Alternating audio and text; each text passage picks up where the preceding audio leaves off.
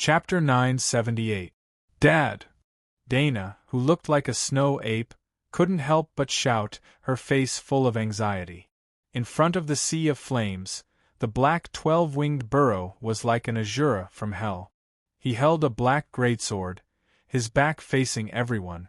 Dean couldn't help but hold his breath. Was this the calmness of a king? In a short period of brewing, the temperature in the air reached a boiling point. The air seemed to be slightly distorted, and his clothes felt like they were burning.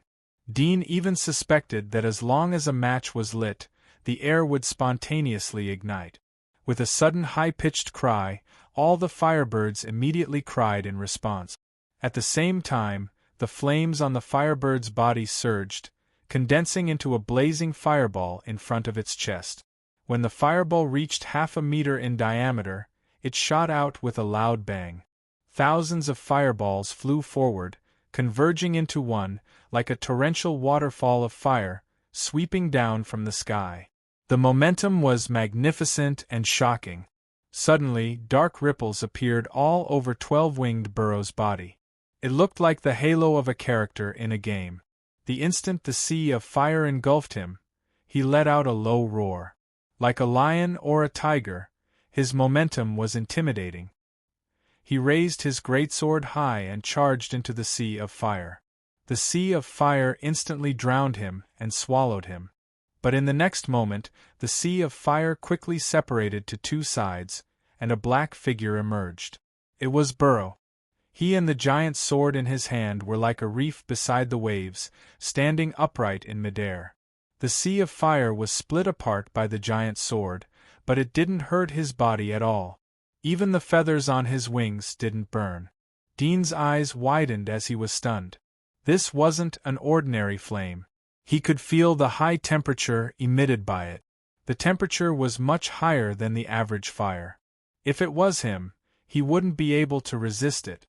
Even if the blade of the splitter was 10 times or 100 times sharper, it would be instantly swallowed and melted by the flame. There wouldn't be any residue left. At this time, the flame star remnant that had split off swept towards the greenish-brown, long-necked, human-faced giant beast. The giant beast let out a low roar and flapped its wings to create a hurricane, causing the flame star remnant to drift elsewhere. At the same time, it turned around at an extreme speed and flew towards the vast sky in the distance. Dean looked at Burrow, who was getting farther and farther away, and saw the dark fluctuations surrounding his body. He suddenly thought of the supplicant, magic mark ability he saw not long ago. One of the abilities was to attach dark energy to attack. This dark energy was the official name given by the monster Atlas. In fact, it was the biological energy brought by the magic mark to the human body, just like the liquid flame created by Aisha after her transformation. Clearly, the dark ripples from 12-winged Bolo were of similar energy. Coupled with the image of a fallen angel, it was most likely a top-notch 5-star legendary magic mark. Soon, the greenish-brown long-necked behemoth left the battlefield with Dean and others on its back. The strong heat surrounding them was also sucked away by the gale, and gradually cooled down. Dean turned his head and looked. He could only see a crimson cloud in the sky, but he couldn't see Burrow's figure. Soon, the green-brown long-necked behemoth landed on the edge of a lake in the forest. There were 2 lizard-like monsters lying on the side of the lake. Their bodies were more than 10 meters long. When they saw the intruders, they immediately climbed up from their comfortable leisure state. Their amber eyes revealed a cruel and bloodthirsty luster. They quickly crawled towards the behemoth, one on the left and one on the right. Humph! With a cold snort, the white ape-like Dinah jumped down from the giant beast and stepped on the head of a lizard-like monster that was flying over. With a bang, her relatively small body smashed the monster's head deep into the ground like a huge rock. The monster's brain splattered all over the ground, and the monster's brain was smashed deep into the ground. The monster's brain splattered everywhere. As for the other one, it was picked up by the behemoth's long neck and bit down on its head. The mouth of the human face opened, revealing extremely long and jagged fangs. It crushed the head of the demon and raised its neck to eat it. Dean's scalp tingled. He didn't know whether it was a human or a beast that controlled the behemoth's consciousness. After eating the lizard-like monster, the giant beast bent its neck and stretched its neck into the lake to drink water. The three Dainas removed their demonic forms one after another. The Daina in rough beast clothes jumped onto the top of a tall tree and looked into the distance. It didn't take long for her to shout in joy, "Dad is back!" The white-clothed Daina clearly heaved a sigh of relief when she heard this, whereas the scarlet-red-clothed Daina seemed to be comparatively calm and didn't reveal any emotions on her face. Dean turned his head and saw Burrow's figure slowly flying back. He was surprised when he saw Burrow's figure. Previously he was like a demon, but at the moment he was in a sorry state. There were many burn marks on his body. 4 of the 12 wings on his back were torn by claws.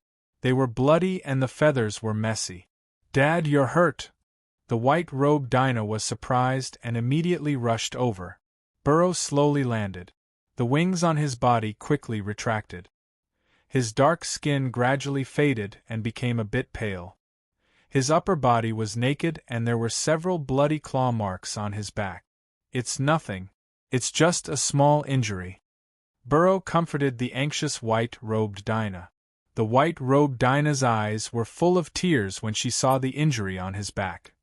She immediately ran back and took out the first aid medicine from a small box. Burrow went back to the back of the beast and sat down. He glanced at Dean. He was relieved to see that Dean was safe. He said to the other 2 Dainas, "Let's take a break. The flame bird won't chase us." "Yes, Dad." The 2 Daina nodded. Dean looked at Burrow, who was sitting down to rest. He curiously asked, "Are these flame birds the same as the thunderbirds in the Empire? Are they military air defense weapons?" Daina, who was applying the hemostatic medicine to Burrow, glared at him when she heard Dean's question. "Do you know about the thunderbirds?" Burrow didn't get angry. He looked at Dean. "You can understand it that way." Dean was surprised. When he heard Boluo mention the Eastern continent, he thought that there might be other survivors' gathering places. It might be a second empire. Otherwise Boluo wouldn't have gone to the Eastern continent. Now it seemed that the possibility was true. Could it be that it was another colossus like the Shenluo Empire? "Are there people living in the East continent?" Dean asked directly. He wasn't afraid of angering Burrow. Burrow nodded. "Of course." Dean noticed that he said, "of course." Could it be that in addition to the Eastern continent, there were survivors from outside the Empire? "Why didn't you go there before? With your strength you should be able to easily mix to a high position there." Dean looked at him, guessing that he might have something difficult to say, or that there was something there that could threaten him. "Why do you talk so much?" the white-robed Daina scolded. Dean didn't look at her as if he didn't hear her. He just stared at Burrow. His attitude made the white-robed Daina even more annoyed. She was about to step forward but was stopped by Burrow. "The situation in the East continent is more complicated than you think. You will know when you get there. But you won't have the opportunity to see it," Burrow casually said. He took out the mechanical pocket watch and looked at the time. "I won't be able to make it tonight. Let's find a place to rest for the time being." The white-robed Daina put the medicine bottle back into the box. She immediately came over and completely removed the metal door. She took out tools from another metal box to repair it. Dudian knew that she wanted to fix it as soon as possible. He glanced at her and turned to look at Burrow. "Your previous magic mark should be a top legendary magic mark. It seems that your body hasn't completely mutated." Burrow put on new clothes and said indifferently while tidying up his sleeves, "If you can survive, I will also implant this magic mark in you. By the way, the name of this magic mark is very cool. It is called Dark Angel." "Dark Angel?" Dean was surprised. "It doesn't have the word swordsman?" "Swordsman?" Burrow smiled. Only the monsters that were given names later on would have the word swordsman. Most of the monsters that were given names at the beginning had their own names, But this dark angel has long gone extinct, and there won't be a second one, so there won't be any records of it in the monster encyclopedia. Of course, the magic marks of the kings won't be recorded in the monster atlas. It's a top secret. So that's how it is. Dean understood. Burrow tidied up his clothes and went to check the goods on the giant beast. After a moment he came back and waved his hand. Let's go. The white-robed Dinah had repaired the metal cabin. She seemed to be extremely good at mechanical things. She connected the lid and closed Dean inside. They took off again and hurried on their journey. It didn't take long for them to stop. When the hatch opened, Dean found that the sky was already dark. It was about the evening. The wind was blowing, and he suddenly saw a vast black sea in front of him. Dean was surprised. The eastern continent was on the other side of the sea? He had speculated that the Shunluo Empire was in the Russian area.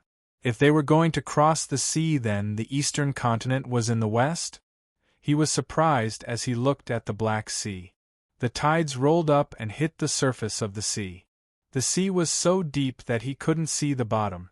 There were countless secrets and murderous intentions. Let's rest here. Burrow's voice came. Dean's mood was complex. The eastern continent is on the other side of the sea? Why don't we go there directly? It's not safe to cross the sea at night. Burrow replied and turned his head, no longer paying attention to him. Dean wanted to ask again, but the white-robed Dinah came over with a piece of barbecue. She glared at him and slightly raised her hand, meaning to say that she would beat him if he talked too much. Dean immediately shut up. After all, a wise man doesn't fight when the odds are against him. He raised his hand to take the barbecue from the white-robed Dinah. He pulled slightly but found that her hand was still holding the barbecue. It seemed that she didn't want to give it to him. Dean's face was cold. He was about to open his mouth, but his pupils shrank. He saw that the white-robed Dinah still had a fierce expression on her face. Her mouth moved slightly as if she wanted to speak, but no sound came out. There was a trace of surprise on her face when she realized that her throat didn't make any sound. Then the surprised expression froze permanently. A circle of dark red marks appeared on her snow-white neck. Then, her head slowly slid down like she was skating on ice. Chapter 979. Plop! Dana's head and severed hand fell from the back of the giant beast and rolled down. Dean was completely stunned by the sudden change and couldn't react. The next moment, he suddenly felt a bone-piercing chill coming from his back, as if a wave of cold air was quickly climbing from his spine to the back of his neck. It was so cold that he could not help but shiver. Then, he heard an indifferent and strangely charming voice coming from the sky behind him. "Night Demon King, I trust you've been well since we last met." Dean's body stiffened. He felt as if there was an extremely terrifying demon standing behind him. He didn't dare to look back or even move. At this time, Dana's headless body also fell and rolled down from the giant beast. Dean also saw Burrow, who was standing on the long neck of the giant beast behind her. The latter's expression was particularly gloomy, and his black star-like eyes exuded a strong killing intent. "Long time no see, Night Devil King. Don't you recognize your old friends?" An enchanting and charming voice floated into Dean's ears. It was as if a pair of soft red lips were exhaling in his ears. It made his heart throb, and there was an inexplicable excitement. It was a physiological reaction. Horrified, he barely twisted his neck and looked behind him. It seemed as if the whole world had collapsed. Boundless darkness pressed down on him, causing his vision to fall into a temporary darkness. He was actually unable to see anything. After a while, his vision gradually recovered, and he saw 3 figures standing high up in the sky. There were 2 men and 1 woman.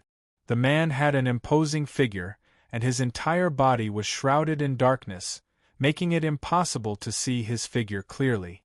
The woman had a graceful figure, and she was wearing an emerald-green dress. There were no shoes on her feet, and her snow-white bare feet were exposed. She exuded endless temptation. "This is the king?" Feeling the strange and chilling fear, Dean immediately thought of the identity of the three people. He felt as if the blood in his body had solidified, and his thinking became slow. Bloodthorn, Moon Devil, Red Eye. Is it just the three of you? Burrow's low voice sounded. His eyes were cold, and his burly body seemed to have grown a bit stronger. Just the three of us are enough to bring you back. The previous indifferent voice came from one of the men. His whole body was shrouded in darkness so Dean couldn't see him clearly. But the outline of his armor was very eye-catching.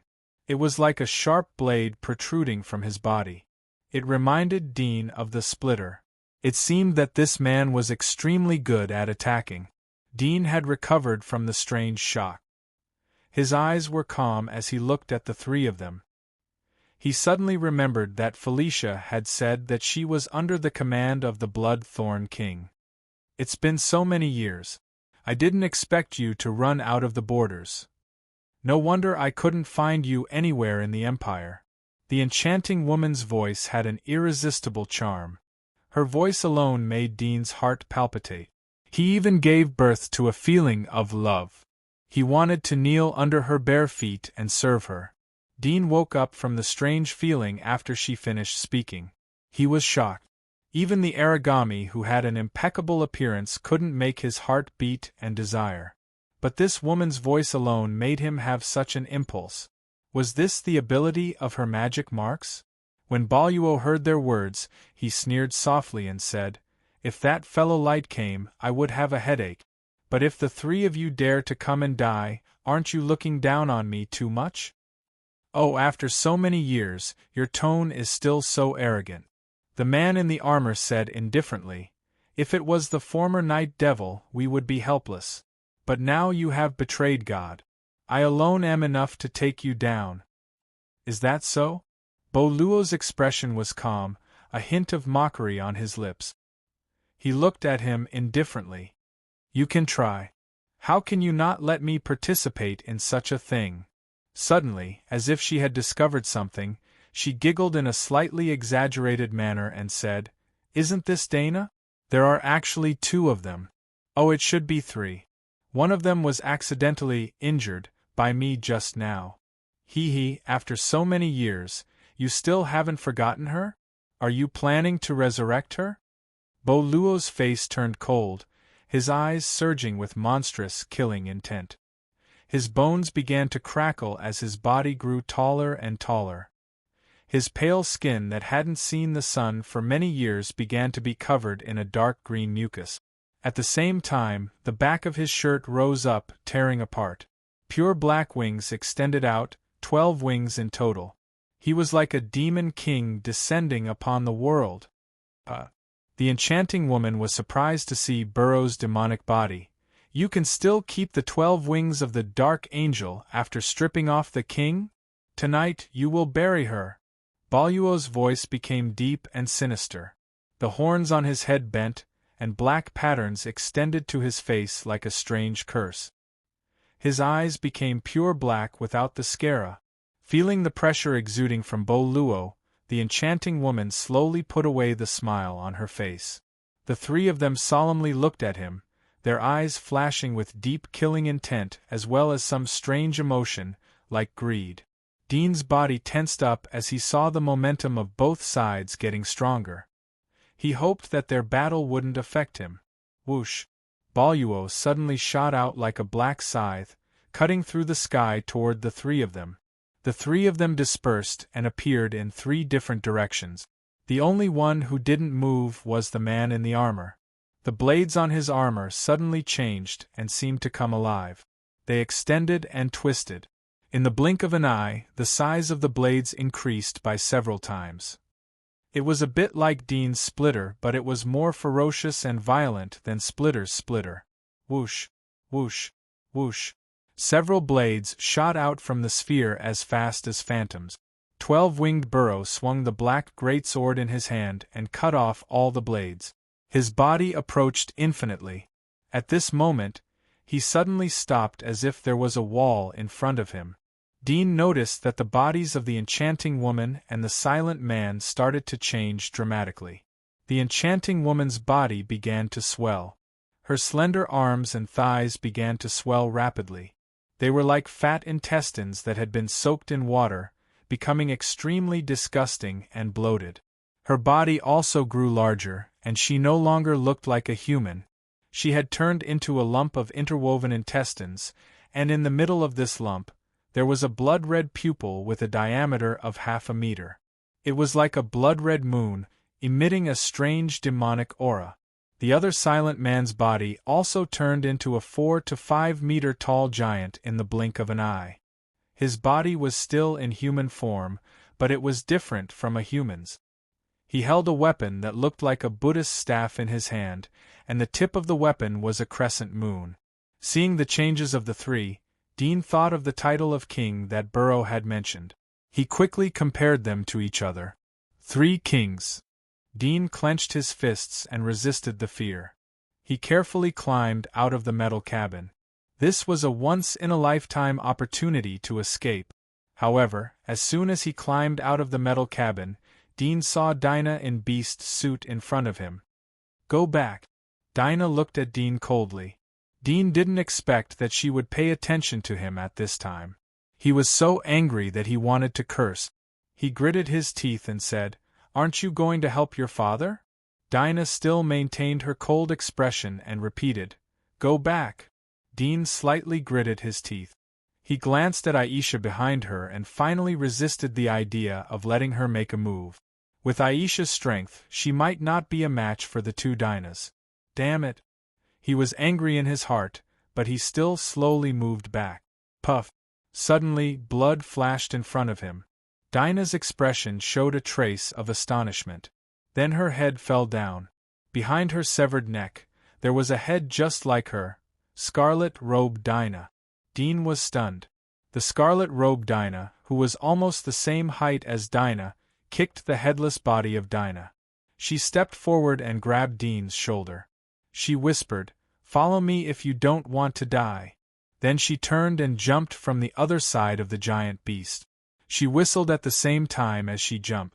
Dean's heart was cold when he heard the whistle. But he quickly reacted. This woman had looked through his memory. Naturally, she knew all the commands that he used to control Aisha. As he thought, Aisha, who was tied to the cargo, suddenly came back to life. She cut off the steel rope on her body and quickly caught up with scarlet-robed Dinah. Dean was relieved when he saw Aisha following him. He was about to ask where Dinah was taking him, but when he turned his head, he saw that Dinah's expression was particularly dignified. She was concentrating on running forward. Obviously, she had no time to pay attention to his question.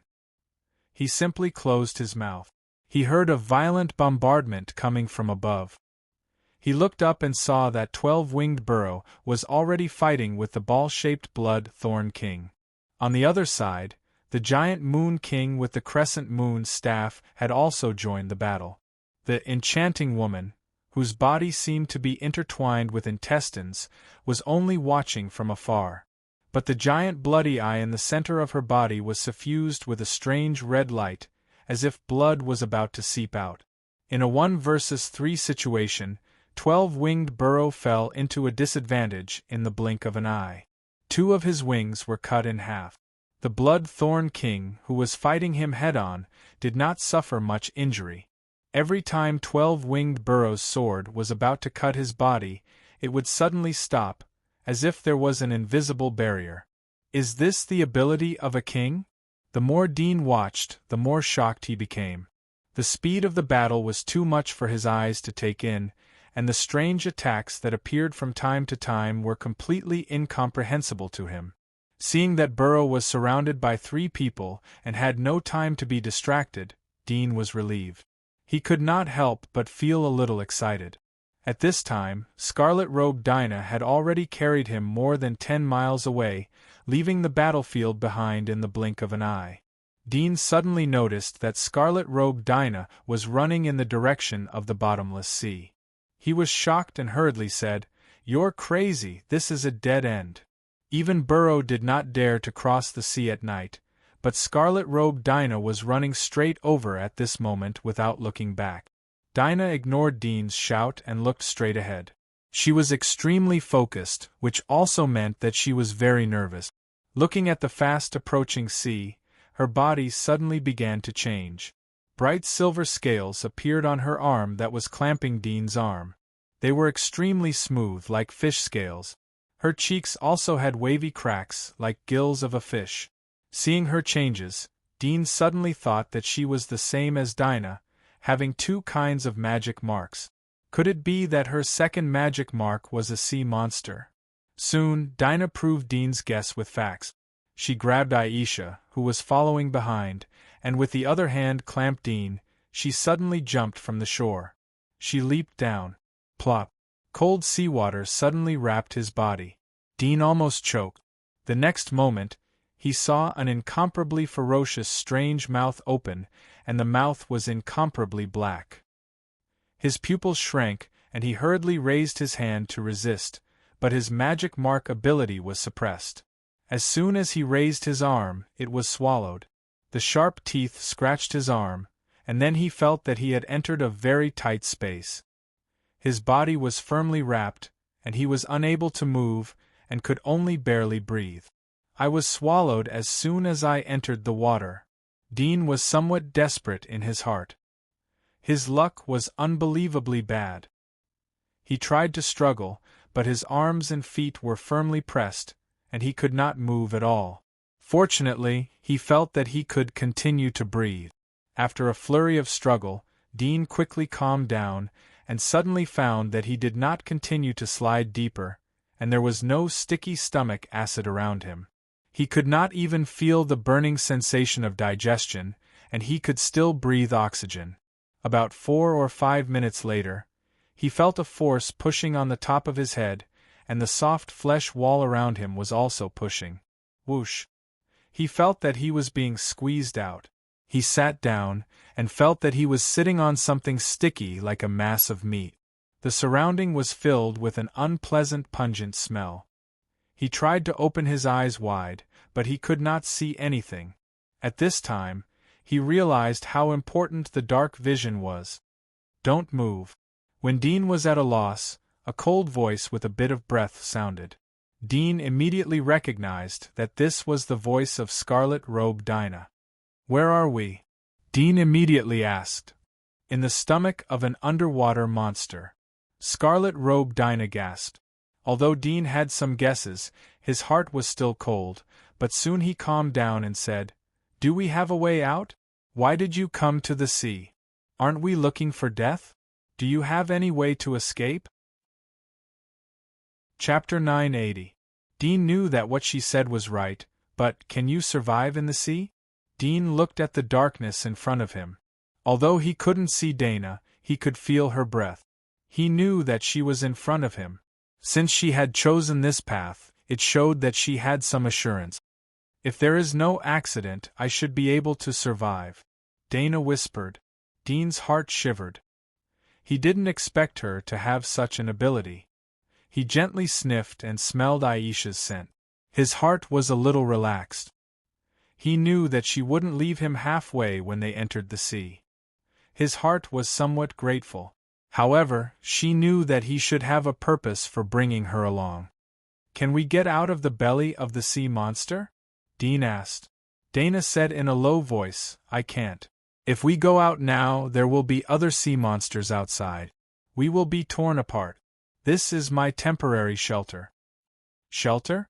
Dean's heart moved. "Did you intend to let this monster swallow us?" "Yes." "Why did you betray your father?" Dean looked at the darkness in front of him. He knew that Dinah could see his expression, so he didn't hide his suspicion.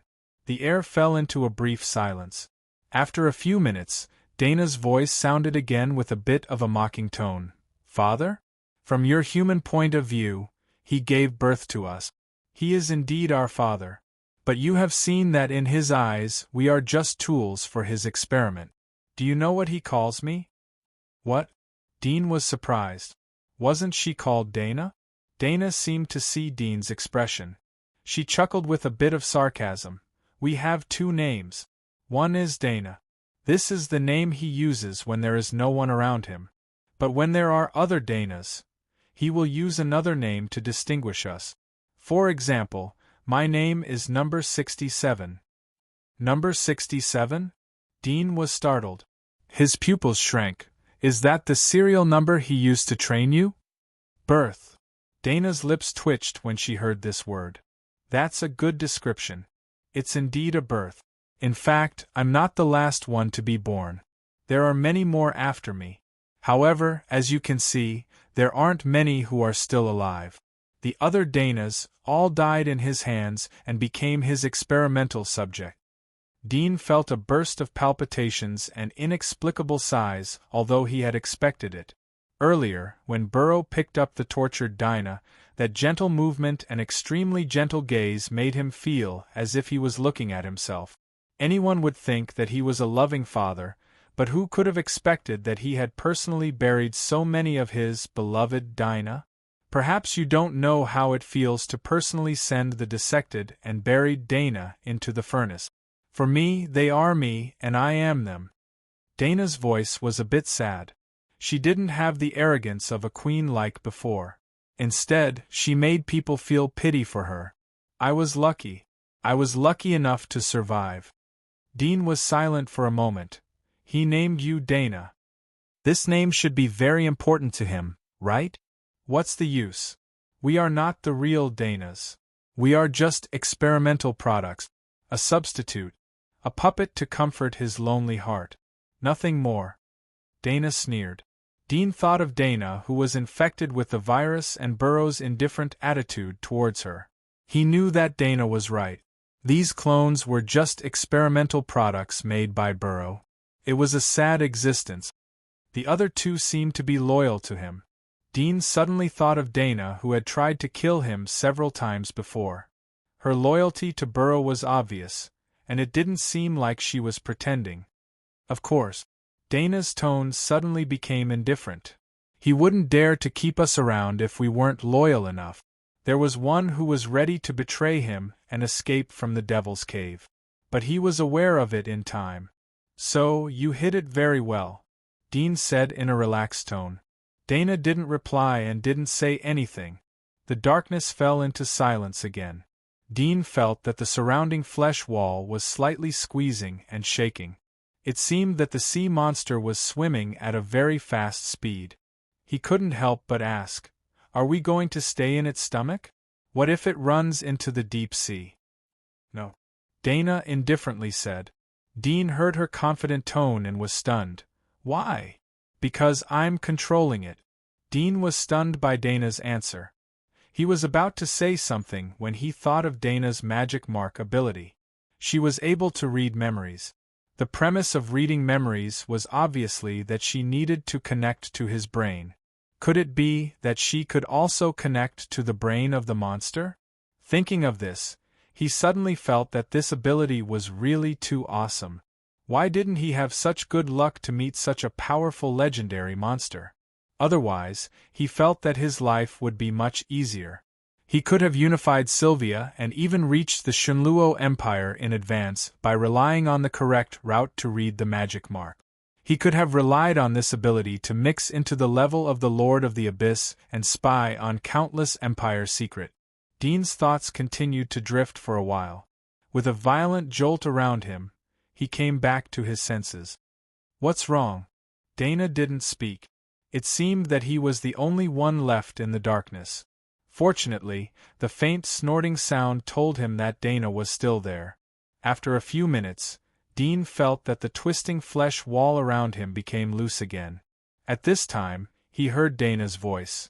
"We just met a hunting monster and almost had an accident. Fortunately, we were lucky enough to meet a powerful sea monster when we entered the sea." Dean was relieved and then smiled bitterly. "It should be considered bad luck, right? We were swallowed as soon as we entered the sea. What kind of monster was it? Was it killed?" As soon as he finished asking, he heard Dana's angry voice. "It was me, idiot. Dean, it's my second demonic body." Dana rolled her eyes and explained. Dean came to his senses. He thought of the changes in Dana's body before she entered the sea. It seemed that she swallowed him to provide him with oxygen while hiding her smell. There was a trace of strange expression on his face as he thought of the hideous mouth that was still fresh in his memory. How big was the demonic body to be able to swallow him? Since you have this demonic body, why didn't Burrow let you enter the sea to control a monster and take us to travel at night? Dean thought of another thing and immediately asked. After a while, he heard Dana's indifferent tone. It's my secret. He doesn't know about it. Secret? Dean was even more surprised. Didn't he implant your magic marks into your body? Dana didn't answer Dean. Apparently, she didn't want to tell this secret to Dean. Dean was puzzled. He felt that with Burrow's cautious personality, Dana's hidden rebellious heart couldn't be detected because her acting skills were high enough. But it was a bit inconceivable that she could hide the secret of her body. Why did you take us with you? Dean changed the question. After a moment of silence, Dana opened her mouth again. Her words made Dean's whole body cold. Probably because we are almost the same. Almost? What almost? Dean's body was unnaturally stiff. Dana's voice came slowly. I've seen all your memories. You're just like me. We're all orphans. If there's a chance, I really want to show this world that, if it can abandon me, I can destroy it. Dean was startled. There was some complex feelings in his heart. It was Burrow who abandoned you. It has nothing to do with the world. No. Dana's voice was sonorous and decisive. He is just a part of this dirty world. It is the world that made him dirtier. One day, I will personally purify the world. Dean slightly opened his mouth but couldn't speak. He didn't expect that her mind was hiding such extreme thoughts. It was like she was possessed. She got evil from one person and then turned to hate the whole world. Don't you hate the world? Dana seemed to see through Dean's thoughts. Her tone was somewhat cold. I know that although you don't say it, but you are the same person as me. You really like the old era of your childhood.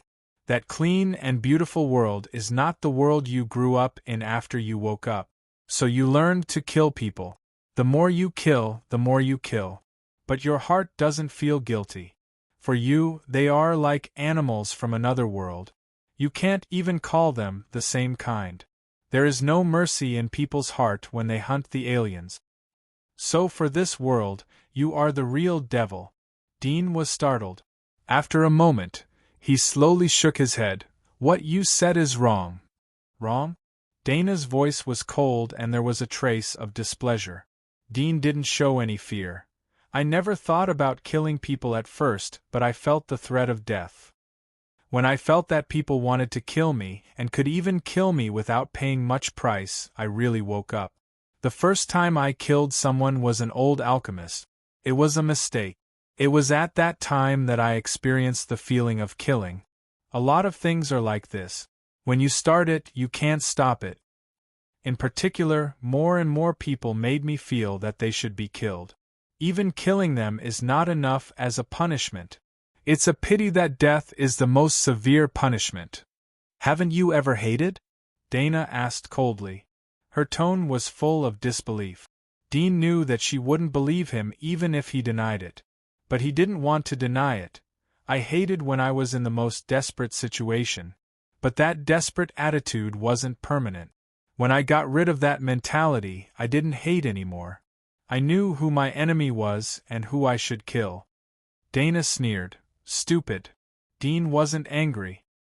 He felt that after saying these words, his mind became purer, as if it had been baptized. He recognized his goals and his beliefs more clearly. But there was always a worry in his heart, like a heart disease. Maybe one day, when I am completely desperate, maybe I will really become like you, wanting to destroy everything. There was a bit of confusion in his eyes as he muttered to himself. Dana slightly sneered, but didn't say anything. After a long silence, Dean heard a roar coming from outside. His heart shivered, and the next moment, he felt his body being slammed against the meat wall on the other side. Damn it! Dana cursed in a low voice. At this time, Dean felt the soft meat wall around him became as hard as a steel plate. His body shook left and right as if the sea monster's body was swimming forward at high speed. Bang! Bang! The sound of impact came from time to time. The sea monster's body twisted and turned crazily, and Dean's body followed it.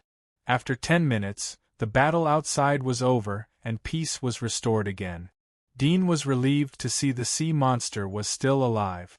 He said to Dana, "Can it hold on until the shore?"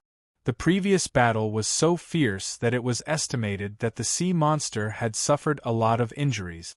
"It depends on luck," Dana replied. Dean was slightly silent. In this boundless sea there were countless monsters. It really depended on luck. This world is really terrible. He sighed softly in his heart, thinking that if they were unlucky and this sea monster was torn apart by an even more terrifying monster, they would inevitably be buried in the stomach of the fish. Perhaps that would be the end for him.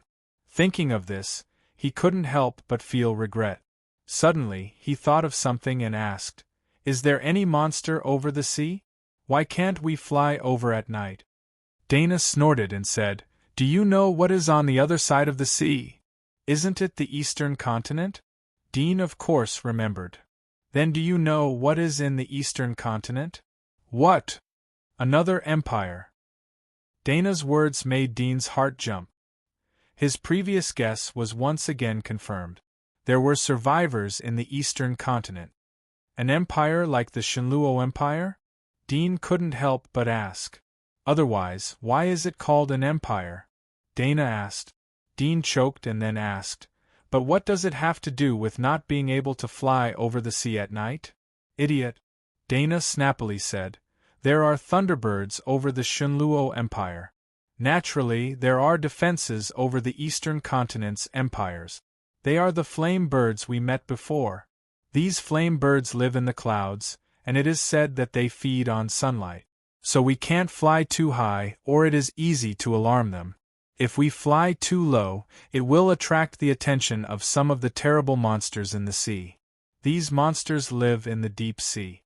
Some of them have extremely poor eyesight and are almost blind. Some of them have very good eyesight and have adapted to the dark environment of the deep sea. Those monsters with extremely poor eyesight will turn a blind eye to the monsters swimming in the sea, but will regard the flying monsters as prey." Chapter 981. I've been here before.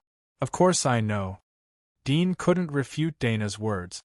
He suddenly felt that he had asked a stupid question. Since Burrow knew about the East Continent, then naturally he had been there. The first time we passed through this place, we were almost attacked by a flying sea monster. To the eastern continent, this sea area is like a sea defense line around the continent. We can only cross it during the day or ride the eastern continent's invisible airship. Dana explained to Dean, "But it's very risky to cross during the day. Although the sunlight can avoid the attack of sea monsters, but the flame birds are active during the day. Occasionally they will hunt other flying creatures at low altitude." Dean was curious about the invisible airship she mentioned. It seemed that the level of technology of the East Continent wasn't weaker than that of the Shenluo Empire. "Why did you come back to this desolate place?" Dean asked. He didn't believe that Burrow couldn't find a place to hide in the East Continent. "This desolate place is close to the War God's Wall. It's convenient for us to observe the situation there," Dana said indifferently. "Moreover, living in the Eastern Continent isn't as comfortable as you imagine it to be. Especially for him. When he first came to the Eastern Continent, he accidentally exposed his identity and raised the alarm of the Eastern Continent. If he were to be exposed again in the Eastern Continent, the consequences would be extremely dangerous." Dudian was startled but soon understood. The East Continent Empire wasn't a big secret for the kings of the Shenluo Empire. But the East Continent Empire could stand tall and didn't fall. It was obvious that there was a king-level existence. At this time, Dean felt the sea monster's body shake again. His body also tilted. It was a bit like riding a roller coaster. He didn't communicate with Dana again so as not to distract her. After half an hour, The sea monster that had experienced several battles gradually slowed down. Dean clearly felt the feeling of swaying lighten. It didn't take long for Dana to speak. "We're here. Get ready to go ashore." Dean's heart relaxed. At this time, he suddenly saw a glimmer of light shining from above. With the help of the glimmer, Dean was barely able to see a strange shadow standing in front of him. It looked like a giant spider. He was scared, but soon he remembered that it was Dana's demonic form. He saw her legs piercing into the surrounding flesh wall. It seemed that she was one with the sea monster. It was like a tumor growing on it. "Let's go!" Dana shouted. Dean's eyes swept to the side and saw another beautiful figure standing there. He immediately grabbed her hand and jumped to the passage where the light came from. It was only a few meters, but he quickly jumped up. The sound of waves came from all around, and the smell of seawater and humidity filled the air. Dean saw himself standing on the back of a dark fish, and behind him was the dark sea, boundless and daunting. A few hundred meters ahead was a shallow beach. The sea monster's body was too thick, so it was impossible for him to swim into the shallow waters. He did not know if it was because of the dark sky, but the water in the shallows still looked very dark. He could see the rugged reefs protruding out. He did not dare to jump into the water and swim over. Although it was shallows, there were many small sea monsters in it, including some poisonous sea monsters. He wanted to spread his wings and fly over, but he suddenly remembered that his magic mark ability was still suppressed and eliminated. He could only turn his eyes to Aisha and whistle. Aisha quickly entered the demonic state. Dean hugged her body and let her fly over with him. After he flew up, the sea monster suddenly growled and issued a low howl like a manatee, with a bit of pain. The next moment, a black shadow flew out from the passage in the middle of the back of the fish. The body changed in midair, and the bat-like wings spread out from the back, chased at an extremely fast speed. Dean looked at Dana, who was chasing him. His eyes flashed slightly. This was a rare opportunity to escape. He had just thought about it, but soon it was cold again. Now he wanted to escape, and the only thing he could rely on was Aisha. But Dana knew all of Aisha's orders. He was afraid that Dana would react and use the order to restrict Aisha and capture him before he ordered Aisha to attack or escape. "Wait," Dean said in his heart. There would always be opportunities. At this time, Aisha landed on the sofa with him. Dana also landed and put away the demonic state. Dean also let Aisha return to her human appearance. He looked at the distance outside the sofa. There were sparse giant trees, and there seemed to be a plain in the distance. "Where are we going now?" Dean asked. Dana looked around and frowned. After a moment, she looked at Dean and said, "Let her enter the demonic body and take us away. We don't need to leave any traces." Dean frowned slightly. Although a bit uncomfortable, he knew that she was right. He let Aisha enter the demonic body again and hugged her from the side. At this time, Dana also hugged him from the other side. Dean was startled. "Can't you fly?" "I have to save my physical strength." Dana glanced at him. Although her expression was indifferent, but there was a trace of exhaustion between her eyebrows. Dean thought that she must have consumed a lot of physical and mental strength to control the huge sea monster, so he didn't say anything. "Go that way." Dana pointed. Dean let Aisha fly in the direction of her finger. In the blink of an eye, they flew for more than 2 hours. The scenery along the way was monotonous and boring. Most of them were plains and rolling hills. Occasionally there were forests. "Wait!" Dana suddenly shouted. "Quickly land!" Dean was surprised and immediately let Aisha land. "Restrain your breath. There are fire dragons," Dana whispered. Dean's face slightly changed. He shrank his pores to hide the smell and whispered, "Are these fire dragons monsters from the Empire of the East Continent? How could they appear in the desolate land across the sea? Can they fly? Who told you that they are monsters?" Dana stared at the distance and said without looking back. Dean was startled. What is that? Dana glanced at him but didn't answer. After a moment, Dean also saw a faint red light in the distance. In the blink of an eye, it ran along the straight line and disappeared from his field of vision. Dana stood up and patted the dust on her sleeves. Let's go. Aisha took off again with Dean and Dana. They flew in a crooked curve in the direction pointed by Dana. Along the way, there were wastelands and groups of monsters. Dean found that the strength of the monsters here was generally not high. There were countless monsters along the way, but the strongest one was barely at the level of the abyss. It was safer than the wastelands that had been cleaned up in the Shenluo Empire. Chapter 982. Dean looked up and saw a magnificent building in front of the vast wasteland. It looked like an ancient city wall. It was made of huge stones that were 3 or 4 meters in diameter. It was 200 or 300 meters high. It was particularly spectacular. However, Dean wasn't shocked to see such a city wall after seeing the 1,000-meter-high giant wall. He asked Dana, "Didn't the Empire of the Eastern Continent build a giant wall like the War God's Wall?" "Of course, but we would have been exposed by the time you see it." Dana let out a soft laugh and said, "The sea region we came from is equivalent to the Eastern Continent's first line of defense. The Shenluo Empire's army has no way to pass through that line of defense. Their battle god wall is built in the inland region, while we are only at the periphery. This is just a shelter built by the refugees who were chased out." Refugee shelter? Dean was surprised as he looked at the huge wall that was getting closer and closer. He suddenly thought of the barbarians that were expelled from the outer wall. Perhaps this was the same existence. Moreover, this huge wall was obviously built by manpower. It wasn't like the giant wall, which was natural and didn't have any traces of piling up. "Did you come here with Burrow?" Dudian asked. Dana glanced at him. "Of course not. There are many refugee shelters outside the War God's Wall in the Eastern Continent. This is just one of them.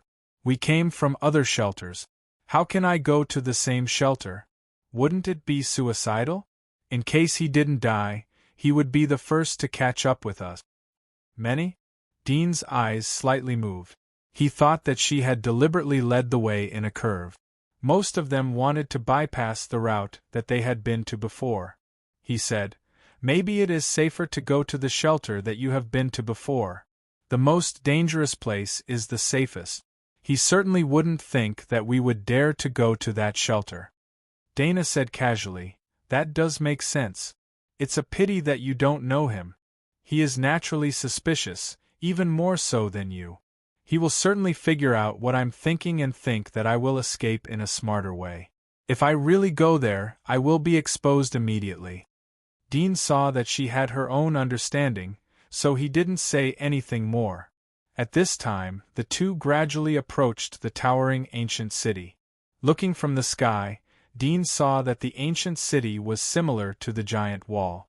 It was also square, but the shape was similar to the ancient cities of China. At this moment, there were groups of soldiers patrolling above the city. They wore armor, but their faces were Western.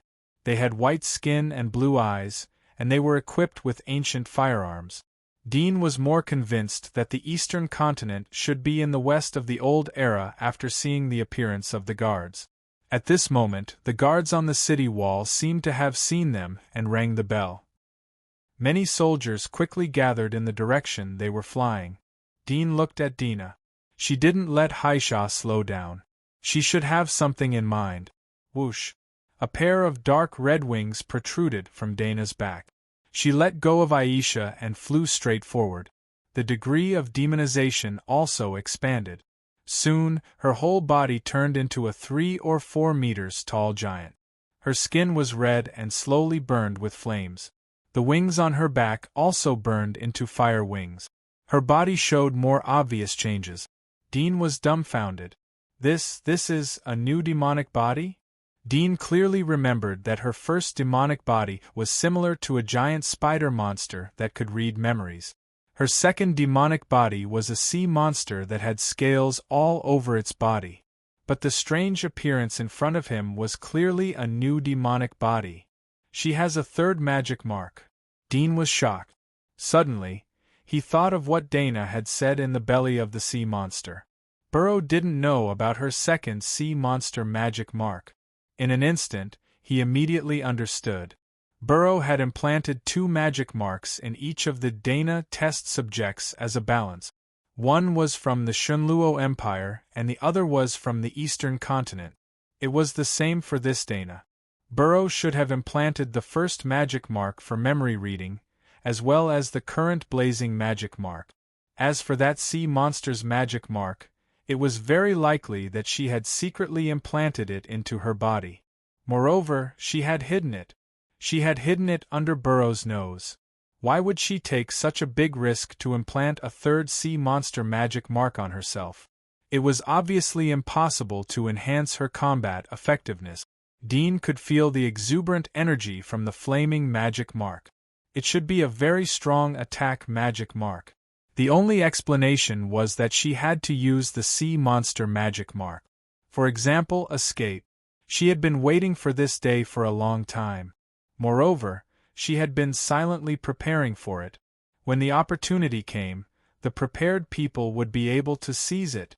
Dean felt a burst of chill in his heart as he thought of this. He thought that he was deep enough and calculated far enough. But he didn't expect that Dana would be more courageous than him. Wouldn't it be exposed if Burrow had a whim to check her body? Taking such a huge risk for an opportunity that was unlikely to appear was simply a lunatic. Dean's pupils shrank as he saw an incredible scene.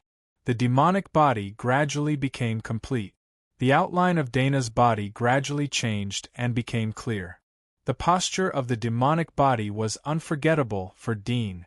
Burning flames, dragon-like body, fire dragon race. This demonic body could turn into a fire dragon race. Dean had witnessed it in the fortress outside the war god's wall. He would never forget it. However, compared to the other fire dragons he had seen, Dana's body seemed much smaller, and she seemed to be lacking something. He couldn't tell exactly what it was, but it seemed like she wasn't violent enough, and didn't have that kind of soul-shaking fear. Dana flew over the city while Dean was stunned. Her blazing figure brought a strong pressure. She didn't stop as she flew over the heads of many soldiers. Dean and Aisha followed closely behind. He looked at the soldiers who were retreating. Their faces were frightened. He gradually understood something in his heart. The soldiers didn't take any action even after Dean had flown far away. They still looked at him from afar. No one used their firearms to shoot. They just let Dean and Aisha fly over. Dean saw the second high wall after flying for a few minutes. The height of these high walls was about 200 meters. There were ancient Chinese buildings inside the high walls. It was bustling and lively. Chapter 983. There were also guards patrolling the second defensive wall. All of them knelt down and surrendered when they saw Dana flying over. Dean's guess was confirmed. The Fire Dragon clan should have a very high status in the empire of the Eastern continent. Even the royal family here. As he flew into the ancient city, Dean saw a large number of Westerners living in the ancient buildings of the East. His expression couldn't help but be a bit strange. He suddenly had doubts about his previous guess. Dana flew straight to the center of the ancient city. It occupied a large area and was majestic. This building was a bit like the Forbidden City. There were rows of patrolling guards everywhere. Most of these guards were Asian. Only a few of them were Westerners. The patrolling guards also noticed Dana when she came to the top of the building. But they turned a blind eye as if they didn't see her. Dean saw 3 or 4 figures come out of the palace-like building. All of them had Asian faces. They looked up at Dana, who was in midair. Whoosh! The flames on Dana's body gradually converged. Her demonized body had gradually changed back to human appearance when she landed on the steps in front of the palace. Dean and Aisha followed and landed on the side. He saw the doubts on the faces of the Asians. His heart moved and he retreated a distance to the side. "Who are you?" A well-built middle-aged man standing in the middle looked at Dana in confusion, and the language he spat out was Chinese. Dean had an indescribable feeling in his heart when he heard the long-lost Chinese. It was like he had returned to his hometown. Dana looked calm. She slowly stepped forward and said, "I've been ordered to come here. Are you the manager of this place?" She also spoke in Chinese. The doubts on their faces disappeared when they heard Dana's words. But they were still a bit vigilant. The middle-aged man said, "Who are you? Whose order are you?" "We." His words stopped abruptly. Dana, who was slowly approaching them, suddenly sped up and turned into a streak of black light.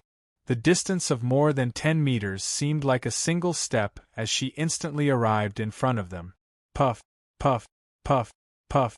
Among the 3 people standing on both sides of the middle-aged man, 2 of them had their chests pierced through in an instant, leaving bloody holes. The middle-aged man and the other woman in a cheongsam embroidered with peonies reacted quickly. The middle-aged man raised his hand to resist, but his body was hit and flew out. The woman in cheongsam's arm was cut off and her body was thrown to the side. But her life was saved. However, Dana's attack was successful. Like a shadow, she instantly chased after the woman in cheongsam. Under the horrified eyes of the woman in cheongsam, the demonized sharp arm suddenly pierced through the woman's forehead. Dana turned around and flew into the palace without stopping. All of these changes happened too fast. Although Dean expected a fight, but he didn't expect Dana to be so insidious and cautious. Obviously, her strength was crushing the opponent, but she deliberately relaxed the enemy's vigilance and took the opportunity to launch a sneak attack. He followed up with Aisha. Dana grabbed the middle-aged man's neck and lifted him up. The burly middle-aged man was like a weak chick in front of the graceful and petite Dana. The maids and attendants in the palace were all stunned, but they quickly reacted. They pulled out their swords, arranged themselves in a formation, and stood guard in front of the highest throne in the palace. A handsome young man sat on the throne. He looked to be about 24 or 25 years old, with sword-like eyebrows and starry eyes, and a grave and stern temperament. However, at this moment, there was a hint of shock on his unsmiling face. "Who are you?" The young man recovered after 2 seconds of delay. His body was covered with black mucus. He had entered the demonic state in advance. Dana didn't answer. She just held the middle-aged man like a stone statue. The hall was silent for a while. Dean, who was standing behind Dana, clearly saw that a sharp black thorn suddenly appeared between Dana's thumb and forefinger, piercing through the middle-aged man's jaw. The middle-aged man's eyes turned white as if he was dead. Read memory? Dean immediately thought of Dana's ability. He didn't expect that she would dare to do such a thing in the presence of a strong enemy. The young man couldn't hold back anymore as Dana didn't answer. He waved his hand and the surrounding guards swarmed over. At this moment, Dana slowly raised her head and looked at the sinister figures that had entered the demon body state one by one. They were all in different postures, and a wisp of fire suddenly flashed in her eyes.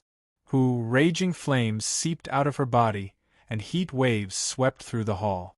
The next moment, Dana, who was bathed in flames, shook off the middle-aged man and rushed forward. "Ah!" Screams of agony rang out one after another. The guards who had pounced at Dana were either sent flying backwards or had half of their bodies torn apart.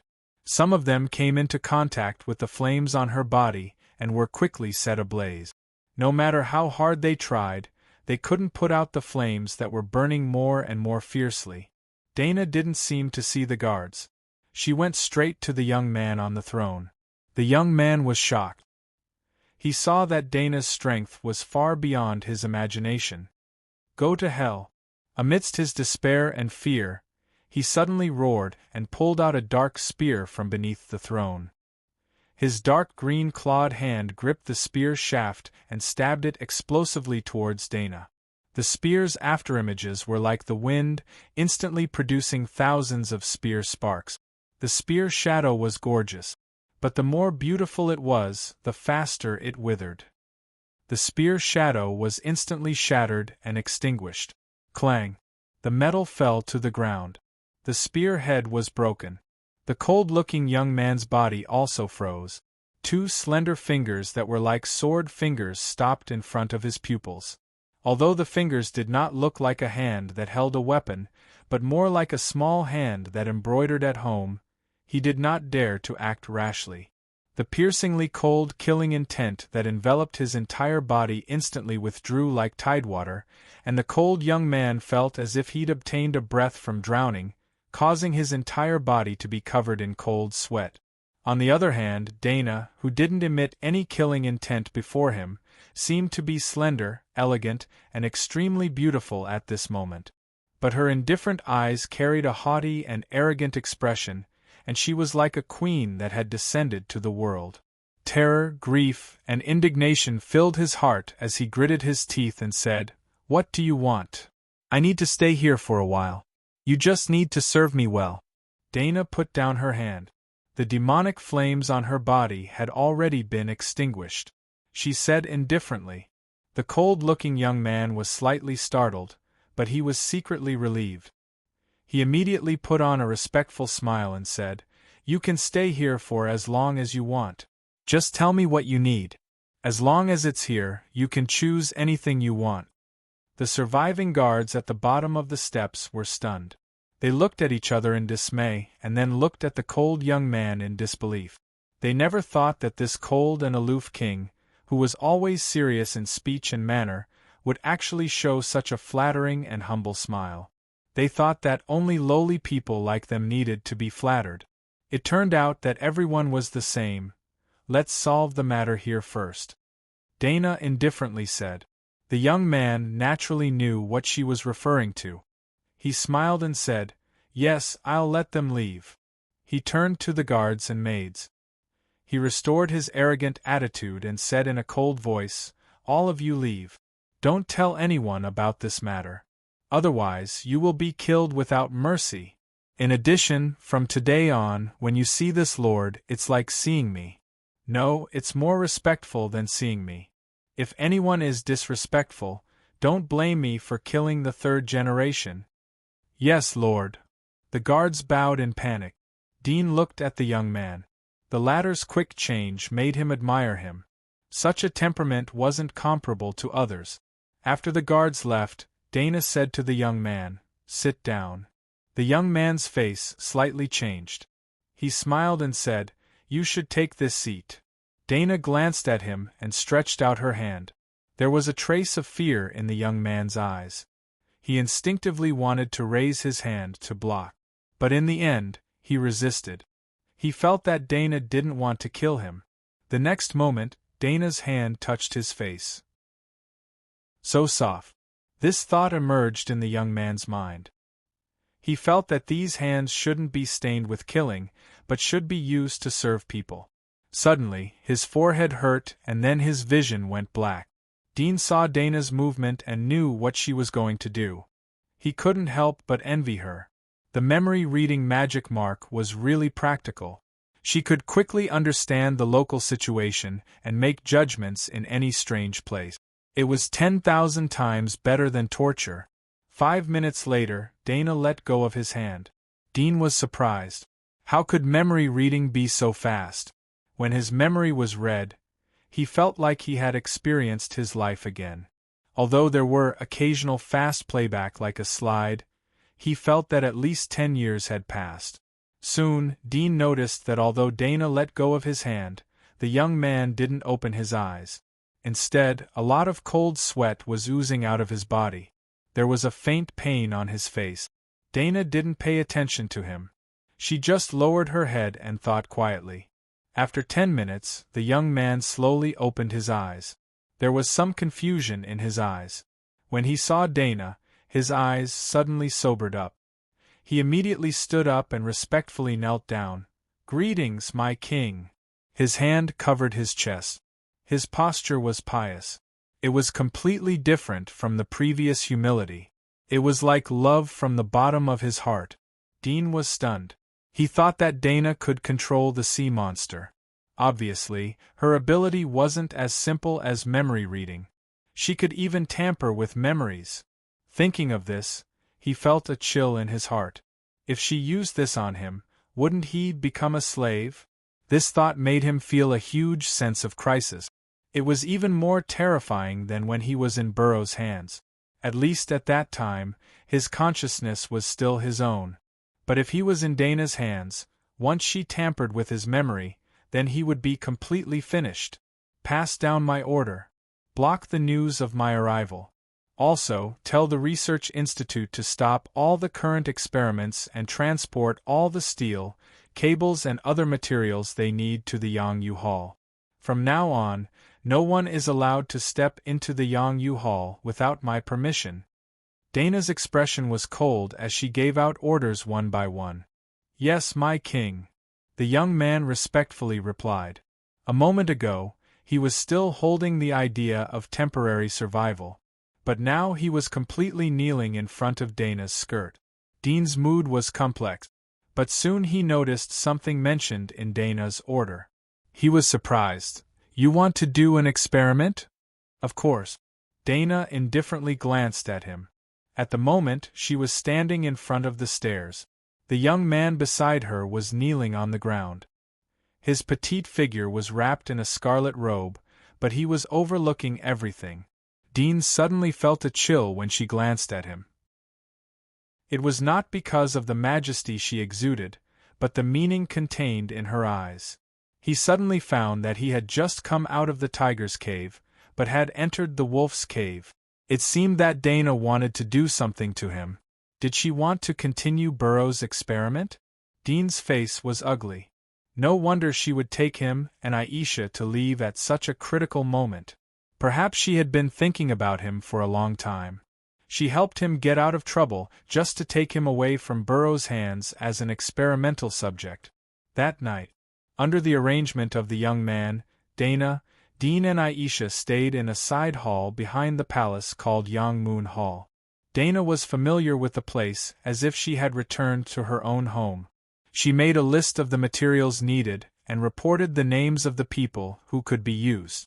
She let the young man make the arrangements. Dean looked at her collecting the copper and cables.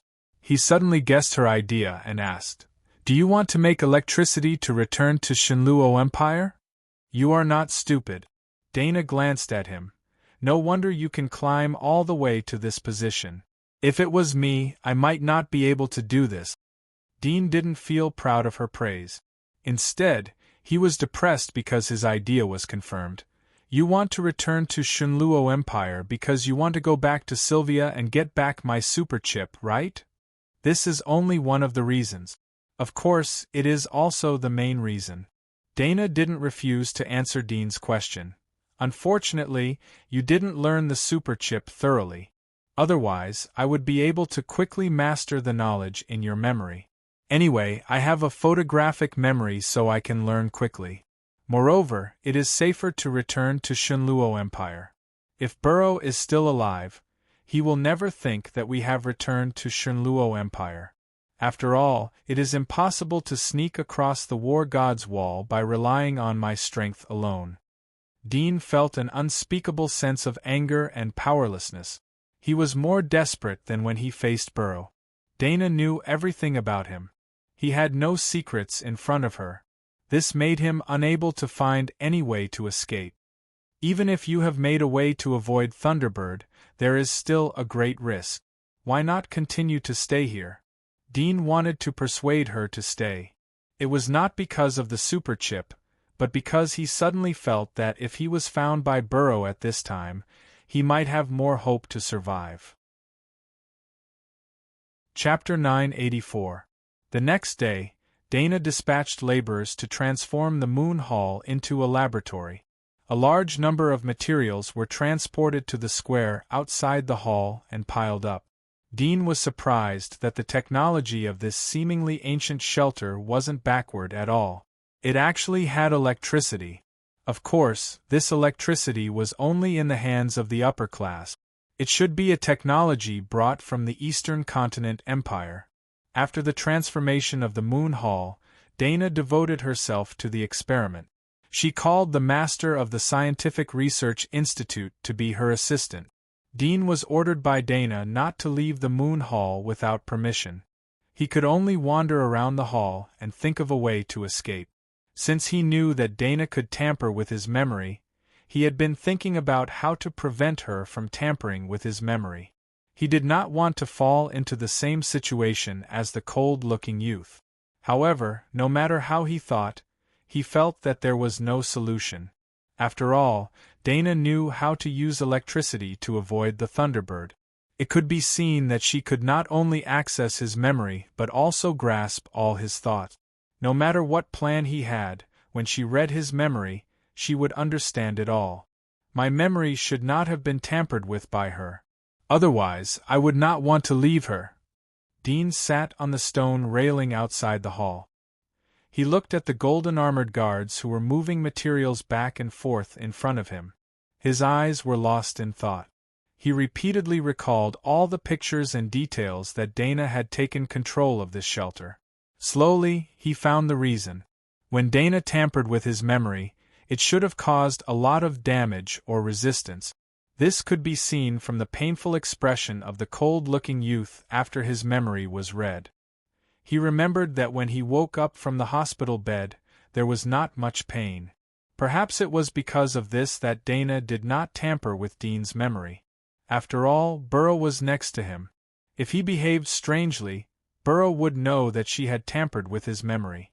Later on, he was always the target of Burrow's attention. Dana could not find the opportunity to contact him and tamper with his memory. After that, he was on the run all the way. Dana also did not have the opportunity to make a move on him. However, when he escaped to the eastern continent, Dana had the opportunity to deal with him. However, she did not do it. He did not know the reason. Was it because she knew that he was unable to escape, so she was not afraid? Dean couldn't figure it out. Perhaps there was a deeper reason, but no matter what the reason was, it wouldn't be a good thing for him.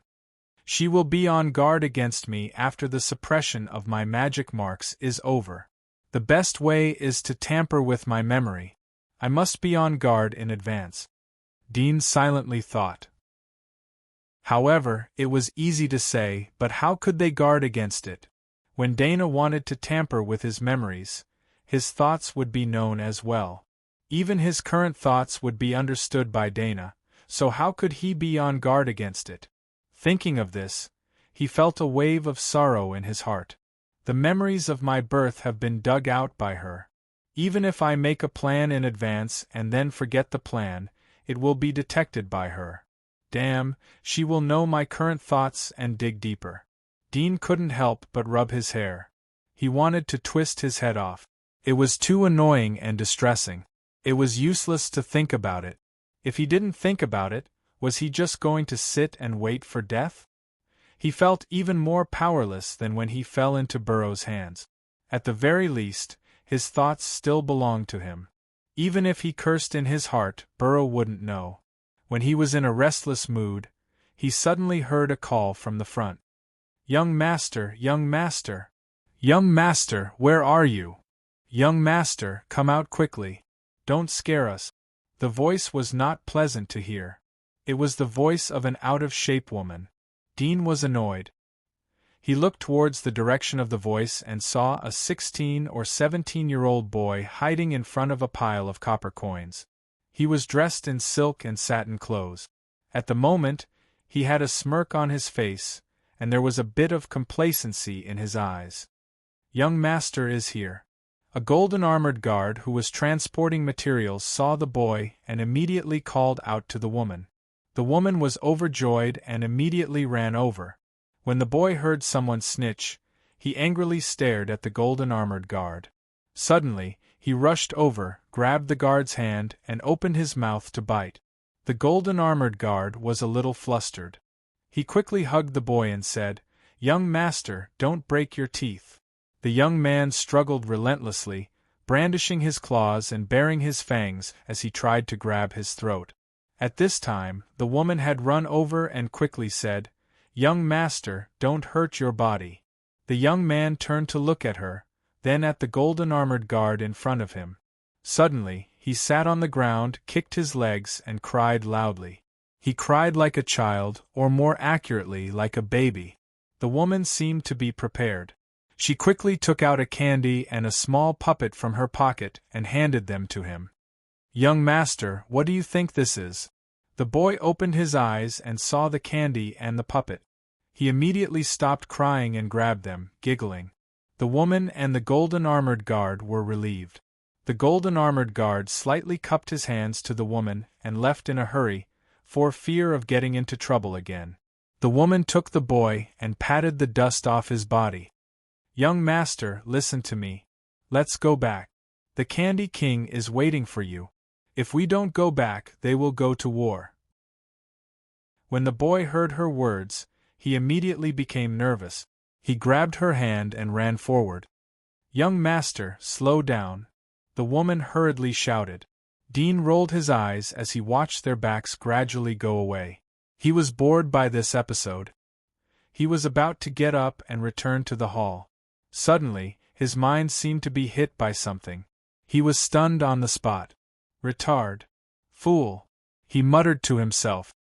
"Fool, fool," he muttered to himself. His confused eyes gradually became brighter and brighter. He suddenly thought of an existence: mental illness. What is mental illness? Dean had not seriously studied this knowledge, so his understanding was similar to most people. In his opinion, mental illness was a person who was difficult to understand. They were neurotic and had incomprehensible ideas. Yes, it was incomprehensible. How could a normal person understand mental illness? He couldn't help but want to laugh. It was as if he suddenly saw a ray of light in a desperate situation. It turns out that her magic mark ability is not invulnerable. Dean felt that he had accidentally found the flaw of Dana's ability. Although she could read all the memories of others and understand their thoughts, wouldn't Dana herself be disturbed in the process? The answer was, of course, no. Dean thought of Dana's arrogant attitude after reading the memory of the cold-looking youth. It was as if she was a monarch who had been sitting on the throne for a long time. This temperament change was very obvious. He didn't notice it before, but after repeatedly recalling these details, he noticed it. Of course, it was also possible that Dana herself had such temperament. After all, the posture she showed at the beginning had the majesty of a queen. But now it was more obvious. This discovery could not be used as strong evidence. But Dean also firmly believed in another point of view. When you stared at the darkness for a long time, your eyes would adapt to the darkness. In common terms, the more you see, the more changes there will be. It was like a person's experience of growth. People would mature because they had seen more things, and they would also develop different personalities because of different environments. Everyone's memories were based on their own environment. When Dana read the memories, it was equivalent to experiencing such an environment. It was inevitable that there would be some changes to one's personality, and something would be added to it. What if she saw the memory of a mental illness? Would she also become mentally ill? Or would she become neurotic? However, Dean naturally would not let himself become mentally ill. But he could try to make his thoughts as complex and weird as a mental illness. He could conceive all kinds of strange ideas. When Dana read his memory, these ideas would also flow into her mind and collide with her own worldview. Thinking of this, Dean gradually became excited.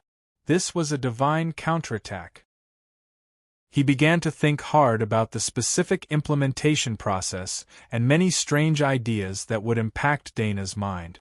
Time passed unknowingly, and the sky was dark. When a servant came to inform Dean that it was time for dinner, Dean woke up and found that the sky was dark. He had been sitting here for the whole afternoon. He patted the dust on his trousers and followed the guard back to the hall. His dinner was left on the table. Dana was sitting in the seat of honor, eating a Chinese special dinner. Dean saw this familiar meal that he hadn't eaten for a long time. He suddenly felt nostalgic and came to the table to sit down. "You're an adult. Do you still need someone to order you to eat? Dana glanced at him after he sat down. This glance seemed to have a deep meaning, as if she could see through everything. Dean's heart shivered, but on the surface he looked as usual. He lightly replied, "I'm not afraid to disturb your work." Then he lowered his head to eat. Dana didn't say anything more. After finishing her own meal, she stretched and said, "Chinese food is really good. It's much more delicious than the ones I used to eat. At least it's richer," Dean casually said. Dana got up and left after finishing her meal. Dean looked at her back, and the excitement in his heart suddenly extinguished. He suddenly realized that there was an obvious loophole in his idea. Letting Dana read the memory of a mental illness could indeed change her thinking, but it was only a change. Perhaps this kind of change would make her more violent and crazy. However, his ending would not change because of this. Moreover, he couldn't become a real mental illness, which meant that he would self-destruct first. When Dana read his memory, many of his ideas would be grasped by Dana, including the reasons and purposes of these ideas. She would understand all of them. Therefore, his afternoon of racking his brains was in vain. The excitement in his heart was once again extinguished. He felt that the dinner had become tasteless, as if he was chewing wax. After a very slow dinner, Dean slowly calmed down from his lost and desperate mood. He felt that at least he could try again, or think of other ways. As long as he didn't give up, perhaps there was a way out. After comforting himself, he returned to his room and continued to think while slowly falling asleep. 2 days later, Dean was called by Dana to a separate isolated laboratory in Yanghua Hall. The appearance of this laboratory was not much different from the laboratory in Burroughs' underground base. Dean's heart sank. Dana really inherited Burroughs' idea. Not only did she treat him as an experimental subject, but she also wanted to complete Burroughs' experiment on him. "Don't be nervous. I'm just going to install a small thing for you." Dana looked at the gloomy face of Dean. Her expression was very indifferent. She took a prepared syringe from the hand of a gray-haired old man. Dean looked at the liquid in the syringe. He knew it was anesthetic. He looked numb, didn't speak, and didn't resist. After the anesthetic was injected, Dean felt that his body gradually became numb. He lost consciousness. Dana put him on the bed and locked his hands and feet. "Have a good sleep." Dana took another syringe. The liquid inside was blue. She injected it into Dean's jugular vein. Soon, a wave of drowsiness hit him. Dean struggled to open his eyes, but found that it was extremely difficult. His eyelids seemed to weigh 1,000 pounds. He bit the tip of his tongue. Under the stimulation of the faint pain, he was a little sober, but after a few seconds, endless sleepiness hit him again. Dean finally couldn't hold on, and his vision darkened. After an unknown period of time, Dean felt a burst of pain in his brain. He was startled, and his muddled consciousness instantly awakened. Could it be that during the time he was unconscious, his memory was tampered with by her? Soon, his tense muscles relaxed again. He felt that he was still hostile to Dana. Based on this alone, he could be sure that his memory should be intact. The next moment, he felt a slight burning and tearing pain from his neck. He slowly turned his eyes to look. A soft white light shone on his face. Around him, there were several old figures walking back and forth, holding strange materials in their hands. At this time, Dean noticed that many things in the laboratory had little to do with electricity. Dana didn't seem to be experimenting with making insulating clothes. One of the old men saw Dean wake up, and immediately turned and hurried away. After a while, Dana's figure appeared beside the bed. She leaned over and looked at Dean. Her neck exposed her chest. She stretched out her soft white hand and touched Dean's forehead. After a while, she nodded and said, "The fever is gone. Not bad. How do you feel?" Dean thought of what she said before. He slightly opened his mouth, but found that his voice was so hoarse that he couldn't recognize it. What did you install in me?" Dana gently smiled. It's nothing special. I installed the thing that BLO was going to install for you. If you want to betray me in the future, this thing will immediately take your life. Chapter 985. You! Dean was angry, and then his face was full of despair. Seeing Dean's expression, Dana smiled and turned away. The two gray-haired old men followed her with a smile, fully showing the obedience of assistants. After the people around the bed left, the despair on Dean's face gradually disappeared. His dark eyes were like a bottomless pool. When Dana said that she wanted to install something for him, he had thought of this, so there was no surprise. Moreover, for him, the biggest problem at present was to crack the method of Dana's memory reading and leave her side. If he couldn't do this, even if there was a bomb hidden in his body that could explode at any time, he would not have the mood to care. However, Dana's action made him feel a little relieved, which meant that Dana had no intention of reading his memory for the time being. So he deliberately showed a sad and desperate expression, showing that he had completely given up. However, how was he going to break her memory reading? Thinking of this, Dean was really powerless and desperate. No matter what he thought, when his memory was read, his thoughts would be spied on by Dana, and then cracked.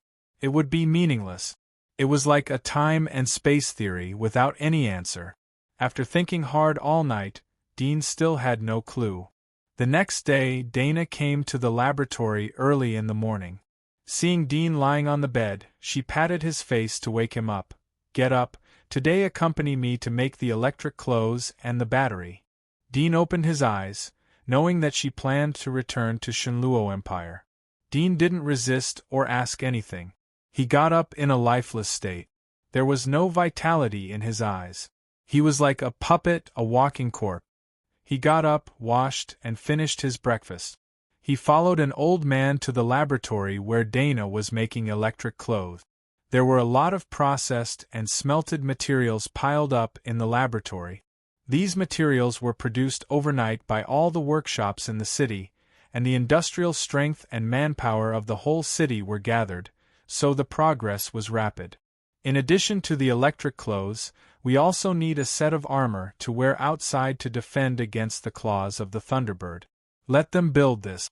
Our task today is to make the electric clothes, the battery, and the electric ball.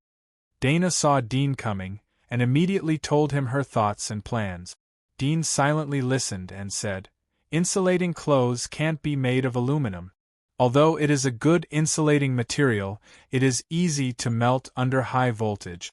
The same goes for plastic." Dana nodded and said, "I know. The aluminum here has other uses. Let's make the electric suit first. You can be my assistant." Dean nodded slightly. His memory had been read by Dana. Dana knew everything that he knew. Dana also knew everything that he didn't know. Dana knew more than him. So he didn't have anything to show off. He could only be an honest assistant. During the experiment, time flew by without him noticing. 2 days later, 2 sets of insulating clothes were produced. After testing at different voltages, they were finally selected by Dean and Dana.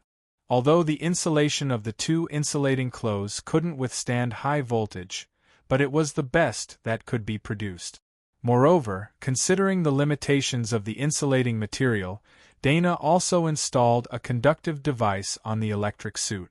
When the voltage was too high, the electric suit would absorb part of the voltage and store it in the battery connected to the back of the electric suit. There were 8 long batteries at the back of each electric suit. In addition, there were nearly 80 batteries stored in the insulating backpack. When all the batteries in the electric suit were full, they could be replaced. In addition, Dana suddenly had an idea. She made an electric ball and an electrode rod. The electric ball would release electric current after 3 seconds. The electrode rod was 2 short rods. When they collided with each other, it would generate electric current. The principle was very simple. The reason why she made these 2 things was considering that thunderbirds lived in the clouds and fed on lightning. When they encountered a group of thunderbirds, They might be able to use electric current to distract them and buy time for themselves to escape.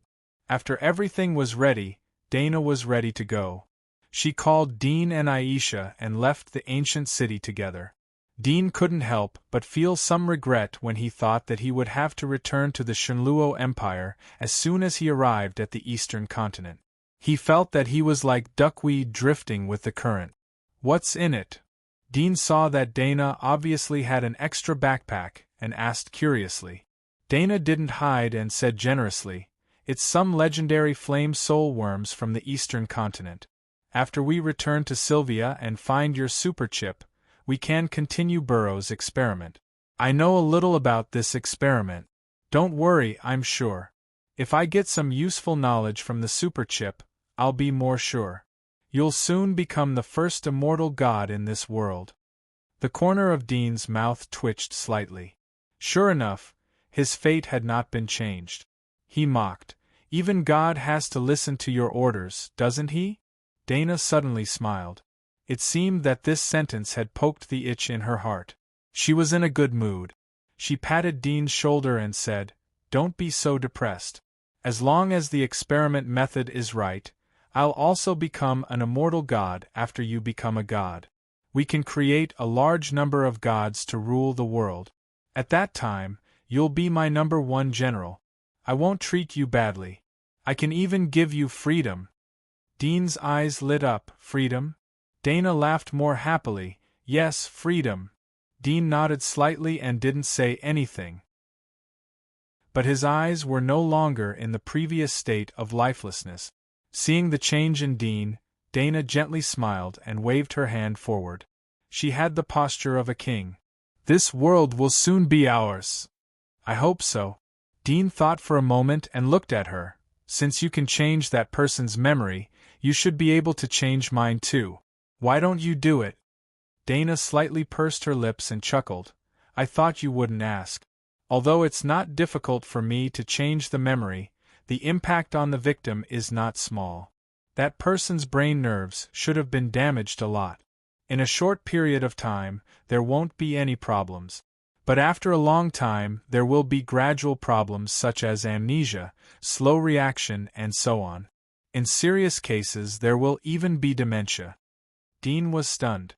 He didn't expect that there was such a big risk. No wonder Dana didn't do it to him. She probably didn't want to hurt him, the experimental body. Thinking of this, he smiled slightly in his heart.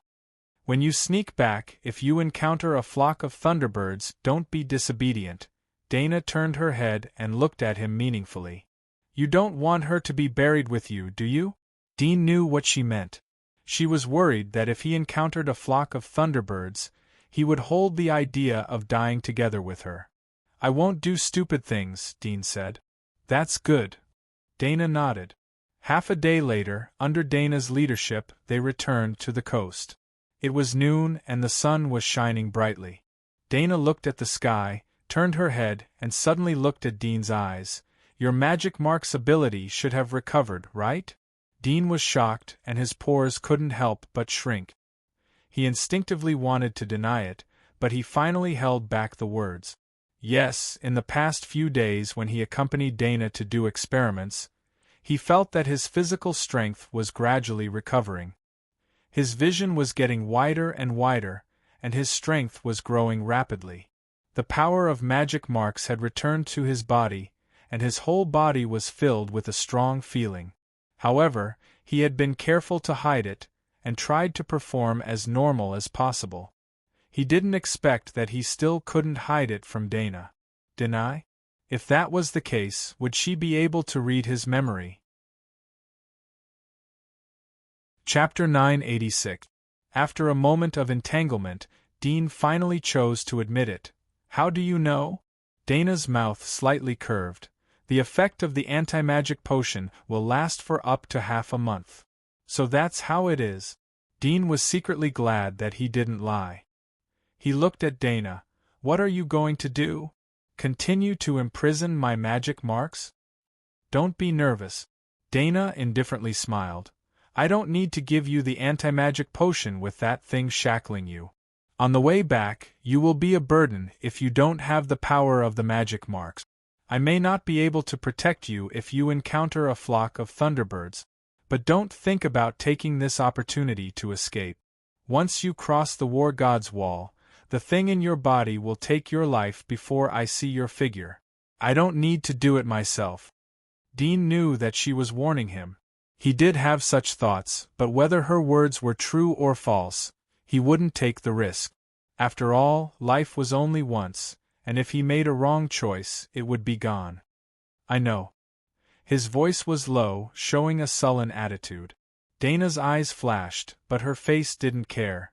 In that case, let's get ready to set off. Today's weather is sunny, and it's daytime. Let's fly directly over. Will we encounter the flame birds if we fly over? Dean quickly asked. Dana glanced at him. In such weather, the flame birds will fly above the clouds to enjoy the sunshine. As long as we don't fly too high. Dean knew that she might have considered more than him, so he didn't say anything. Black mucus gushed out of Dana's body, and 4 thin cicada wings protruded from her back. The rest of her organs were still in human shape, but she was in half-demon form. Her body slowly rose. Dean didn't hide anymore. Black mucus also gushed out of his black body, and 2 black wings grew out like 2 huge blades. He didn't lose the magic hunting tool, but like Dana and Burrow, he had the magic hunting tool in his body. He could disintegrate it into the demonic body at any time when needed. Dean had a new understanding of the use of magic marks since the battle with the second Dana. The feeling was even deeper when he saw Burrow's attack. Aside from encountering the flame birds during the migration, Burrow had never entered the full demonic form. Dean even felt that the 12-winged demonic form wasn't necessarily the full form of Burrow's demonic form. After all, the 12-winged demonic form looked almost the same as a human except for the skin color change and the extra wings. This was very different from the other high order's grotesque demonic form. Most of the abyssal demons had a body fusion rate that was close to 100%. Once they were demonized, they would almost be in a monstrous form, and not much of their human form could be seen. During his daily experiments, Burrow would only demonize a portion of his body, sometimes even a single finger.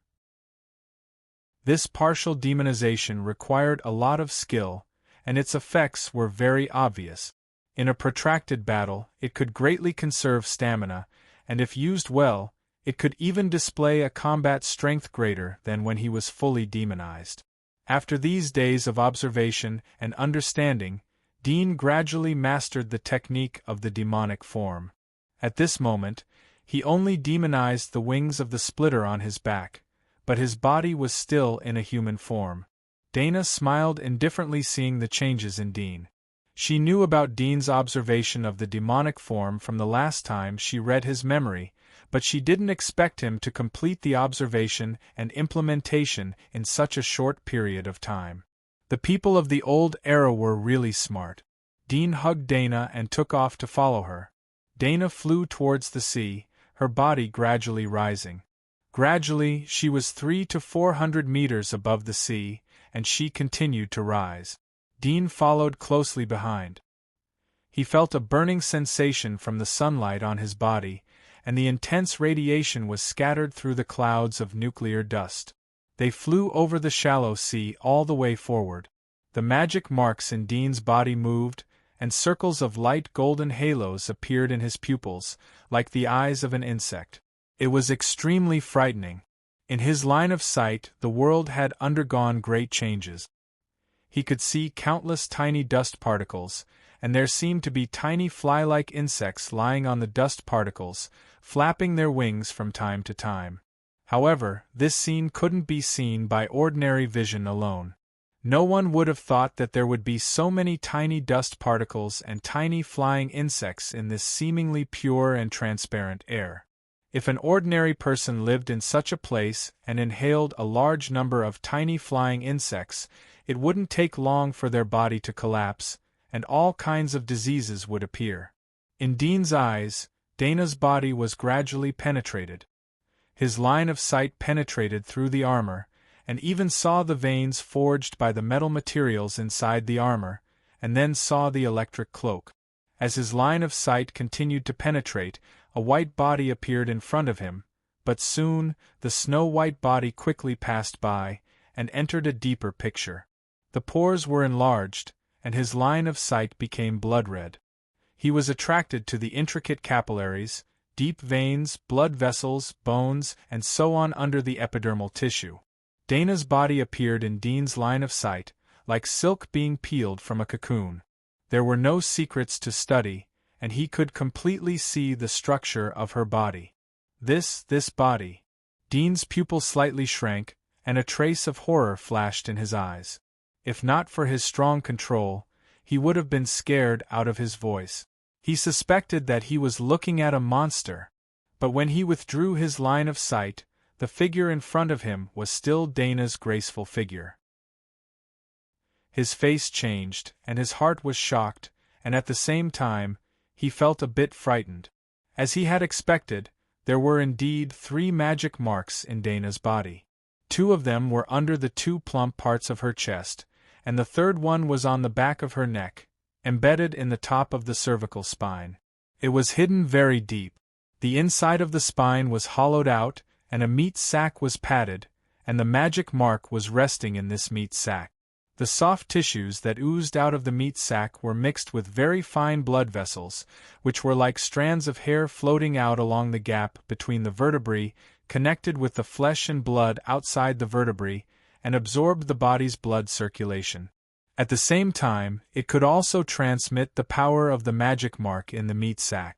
It had to be said that this level of experiment was simply a kind of gorgeous art, and it was so exquisite that it made people speechless. He suspected that the third magic mark was planted by Dana herself, and the technique was completely different from the other 2 magic marks. It was more delicate. In addition to the 3 magic marks, the most shocking thing to Dean was the organs in Dana's body. It was too strange. For example, her stomach was not a human's stomach. It looked like a dark purple water sac. However, there were 2 inches of soft tentacles on the surface. They were firmly attached to the flesh and couldn't be shaken. In addition, her intestines were even more terrifying.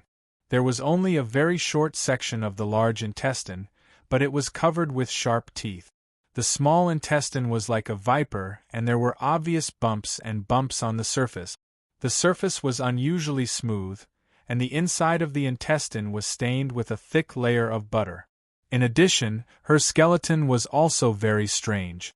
It was not a complete skeleton, but rather a skeleton that was pieced together from different bones. How many experiments has Burrow done on her body? Dean felt that in the dark laboratory, Burrow was repeatedly dissecting the body of a girl, and implanting tissues taken from ugly monsters. That feeling was too crazy. Have you seen enough? Dana's voice suddenly came to him. Dean was surprised, and the circle of pale golden color in his pupils immediately disappeared. He was at a loss. What?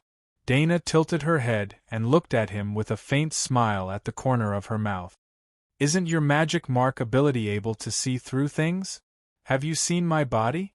She exhaled a breath that smelled like orchids, with a faint feeling of lust.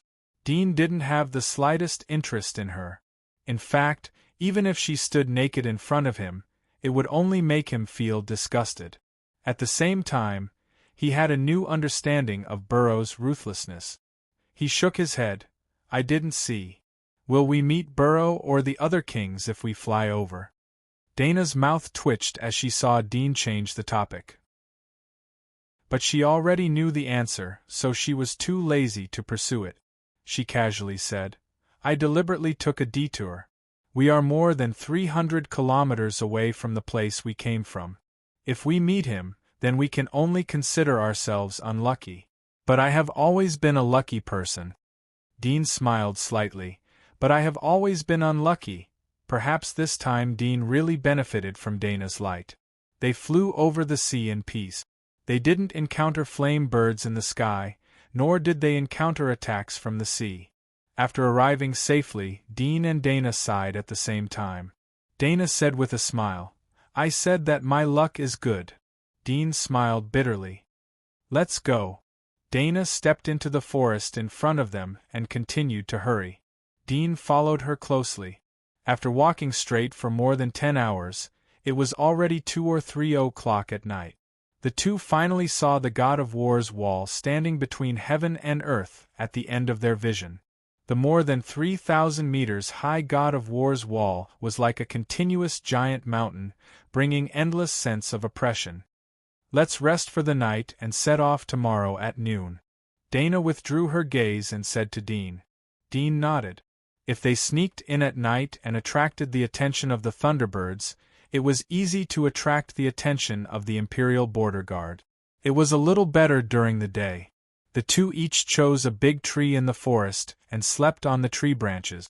The surrounding poisonous forest snakes didn't even get close to the two before their bodies automatically broke and fell down. The broken body twisted in pain. Your perception seems to be good. Dean leaned against the tree, looking at the night sky and talking to Dana. Dana said indifferently, Haven't you already guessed it? Just as you thought, my first magic mark is Dream Breeder. Dean's face changed slightly. He did associate her memory reading magic mark with Dream Breeder. He didn't expect it to be true. Various information about Dream Breeder suddenly appeared in his mind. However, there was very little description about Dream Breeder in Sylvia's Monster Atlas. It was only known that this thing could pull people into an illusion through poison and make them unknowingly fall into an illusion during battle. From the ability that Dana showed, the ability of Dream Breeder was obviously more than that. This should be the top 5-star legendary monster. Whoosh! Dana's body suddenly moved. She jumped into the grass under the tree and grabbed a monster that looked like a rabbit and a cheetah. This monster had leopard patterns all over its body, but its body was only the size of a rabbit. There were 2 pointed ears on the top of its head, but its sharp teeth were longer, like the teeth of a saber-toothed tiger. Dean turned his head and saw that her fingers had demonized. Her nails turned into black needles and pierced into the forehead of the little monster. After a while, the demonization of Dana's fingers recovered. She threw away the little monster that kept twitching on its legs, and then jumped onto the tree branch where Dean was lying. What's wrong? Dean had a bad feeling. Nothing. Just looking at what you've been thinking during this time. Dana said indifferently. Dean's face changed. He instinctively wanted to raise his hand to resist, but he saw a meaningful light in the depths of Dana's eyes. He suddenly thought of the unknown thing installed in his body and suddenly became silent. Dana's figure flashed. She instantly approached Dean and touched his forehead with her palm. Dean felt his vision turn black. Countless pictures flipped in front of him. This time, the speed was faster than the last time. About a few days later, he opened his eyes, but it was still night. Dana had retreated and stood in front of the branches, looking at him with interest. Dean knew that his thoughts these days had been completely exposed. His face was completely gloomy. But thinking that he was still hostile to Dana, he was a little happy. This meant that his memory had not been modified. You really are a threat, Dana said with a smile. Dean felt a chill all over his body.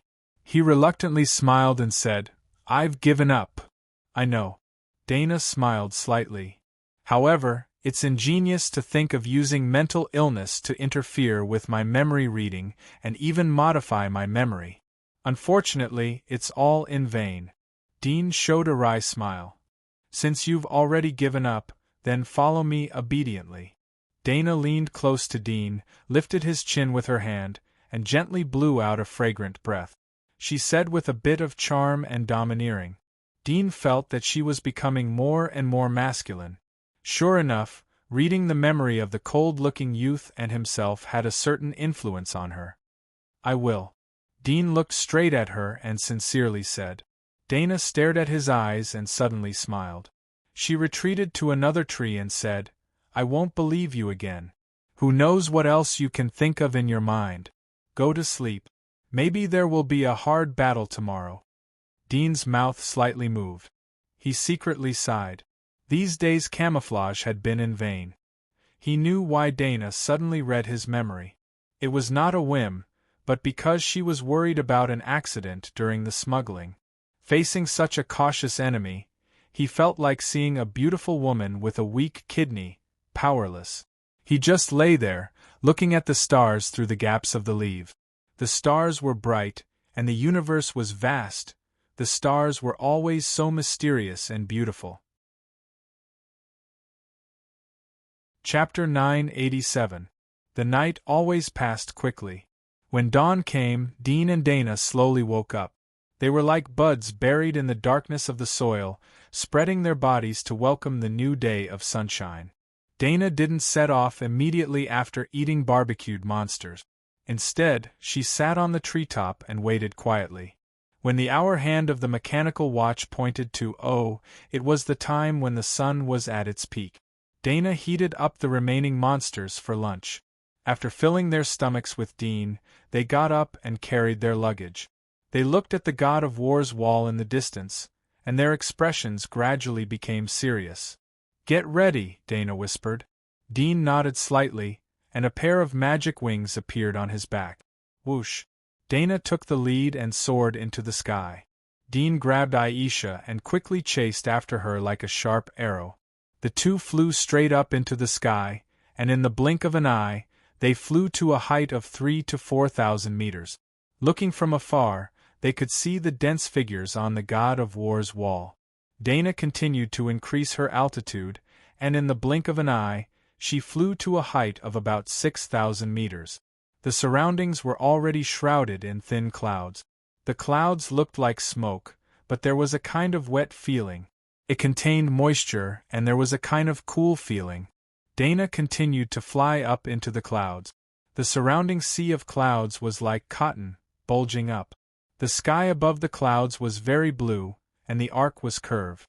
From this point, it was enough to confirm the Earth circle theory. "Keep up, full speed," Dana whispered. Her body was like an eagle, flying forward quickly. Dean's eyes were solemn, and he accelerated to keep up. Circles of light golden halos gradually appeared in his eyes, and his field of vision increased sharply. He could see the moisture in the surrounding clouds, as well as countless small strange insects. In less than 10 minutes, Dean saw the towering God of War's wall through the clouds and mist about 3,000 to 4,000 meters below. It was like a giant axe lying across the earth, cutting off all the mountains and rivers. He didn't know if the people on the God of War's wall could detect them. Dean's eyes flashed, but he wasn't too nervous in his heart. Perhaps it was a good thing that they could detect them. At this time, bright red spots suddenly appeared on the upper edge of his field of vision, spreading like a disease on his eyeballs. Dean fixed his eyes and saw a bright red heat source appearing in the clouds above his head. Thunderbird! Dean's heart tightened. Although he had fantasized about encountering a flock of thunderbirds and Dana being killed by them, it was obviously too good of a dream. If they really encountered danger, he might be the first to be sacrificed and take Dana down with him. "Charge!" Diana said in a low voice. Her speed suddenly increased again, and she drew a snow-white arc through the thin clouds around her, but from the ground it looked like a straight line. Dean's heart sank. He raised his hand to shake the bell and pushed Aisha out. "Who?" Bright red fire-like wings spread out from Aisha's back. She entered the full demon body state and turned into a dragonoid. She was somewhat similar to the fire dragon race, but they were obviously two different species. Her wings were made of flesh, and there were no flames all over her body. The reddish-brown cuticle covering her body looked extremely thick and tough at first glance. Part of her body was covered with scales, which were completely different from the fire dragon race whose whole body was burning with flames. Only the appearance was similar. After releasing Aisha, Dean immediately sped up and chased after Dana with Aisha at full speed. At this time, he suddenly found that the strength of this Dana was more than twice as strong as the two Danas he had met before. He tried his best to barely keep up with her, but her heartbeat was still stable, and her breath was also very stable. There was no feeling of strain at all. Dean's heart sank. This was not a good thing for him. He felt that this Dana might have the strength of the upper abyss or the Lord of the Abyss. As the two accelerated, the bright red heat source above the clouds in front of them seemed to notice them, and immediately rushed toward them like a whole cloud of fire. 2 minutes later, the bright red heat source appeared in Dean's sight. It was a huge, strange bird with dark purple feathers. There were curved horns on the top of the head, and there were sharp claws under the wings, as if the claws were arms, and the wings were just robes attached to the claws. Charge! Dana's eyes were like lightning, and a black cuticle appeared all over her body. Her body also entered the half-demon state. Her limbs didn't deform, but only the epidermal organs were demonized. Screech! Screech! The ear-piercing bird cries sounded, and the chirping was especially sharp. Dean saw the crackling electric light on these birds with dark purple feathers, and he knew without a doubt that they were thunderbirds. He took a deep breath and imitated Dana. His epidermal body also entered the demonization, and a layer of black carapace appeared. Whoosh! Dana's body drew an arc and she dived down. After flying at full speed for 2 minutes, they had already left the airspace above the battle god wall. Their flying speed was close to 10 kilometers per minute, and they had flown 20 kilometers in 2 minutes. Even if they landed here, given their abilities, they would be able to escape before the scouts, hidden behind the battle god wall, could catch up to them. But screech! The flock of thunderbirds approached in the blink of an eye. Their speed was astonishing, and they were not inferior to Dana. Especially when they dived down from above, all the thunderbirds were jumping with electric light, as if they were being struck by lightning. Boom! A lightning flashed, and it struck Dana in front. The speed of the lightning was so fast that Dana had no time to react. Her body was suddenly shocked, and she almost fell. Dean saw this scene, and his face changed slightly. He quickly let Aisha retract her demonization body, and at the same time, he retracted the wings that extended from the back of the armor, and let his body glide forward and fall. Although the insulating conductive electric cloak inside the armor could protect them, the demonized wings were enough to become the target of electric conduction. This was a problem that they couldn't solve, and they could only rely on luck and the electric ball to support the time of natural fall. Once they reached the ground, they would be safe. But how long would it take to fall from a height of more than 6,000 meters? Dean and Dana had previously calculated that according to the falling speed of an ordinary person, it would take about 50 to 70 seconds if they were in a vertical posture. But their falling speed was obviously faster than this. First, their body density was high and their body was heavy. Second, their backpacks were embedded with lead plates to increase the weight. According to their calculation, it would only take about 20 seconds for them to fall naturally. 20 seconds was very short. But at this moment, for them, it was the distance between life and death. Whoosh! In less than 3 seconds, the Thunderbirds approached again, and the distance was less than 1,000 meters. Hiss! A dazzling crackling electric light suddenly ejected from the Thunderbirds, hitting Dean and Dana. The electric light flashed, and the sky flashed. Although they were armed to the teeth, and their bodies were tightly wrapped in the electric cloak, they still felt a kind of numb feeling when dozens of lightning bolts hit them, as if there was a weak electric current flowing through their bodies. The electric current exploded on the surface of the armor, pushing the two of them down even faster. Dean didn't care about the increase in falling speed. Through the induction of the experiment in advance, he knew that the 8 batteries on the electric cloak were close to saturation, and this was just the first round of attack. Moreover, not all the Thunderbirds attacked at the same time. A golden halo appeared in Dean's eyes, and the bodies of all the Thunderbirds in his field of vision were penetrated. He could see the blood flow in their bodies, as well as their skeletons. Soon, he saw that there was an electric current flowing in the blood vessels of these Thunderbirds. The electric current was white and as thin as a strand of hair. There was a shocking amount of it. When it gathered on the surface of their bodies, it immediately shot out a bolt of lightning. It was too fast for Dean to dodge, and he couldn't even raise his hand to parry. He was hit again, and the numb feeling in his body became stronger, and he even felt a slight electric shock. The batteries were already saturated. Whoosh! At this time, Dana, who was in front of him, grabbed 2 electric balls from her backpack and threw them to the right. The speed of the electric ball was extremely fast. In the blink of an eye, it flew a kilometer away, and suddenly burst into a dazzling electric light. The electric light was scorching hot, and it quickly attracted the attention of the Thunderbirds. The Thunderbirds near the electric ball immediately left the formation and flew toward the electric ball. The chaotic electric current ejected from the electric ball hit these approaching Thunderbirds, and they made bursts of cheerful sounds, as if they were bathed in lightning. Soon, one of the Thunderbirds with the larger head and the fastest speed rushed to the electric ball.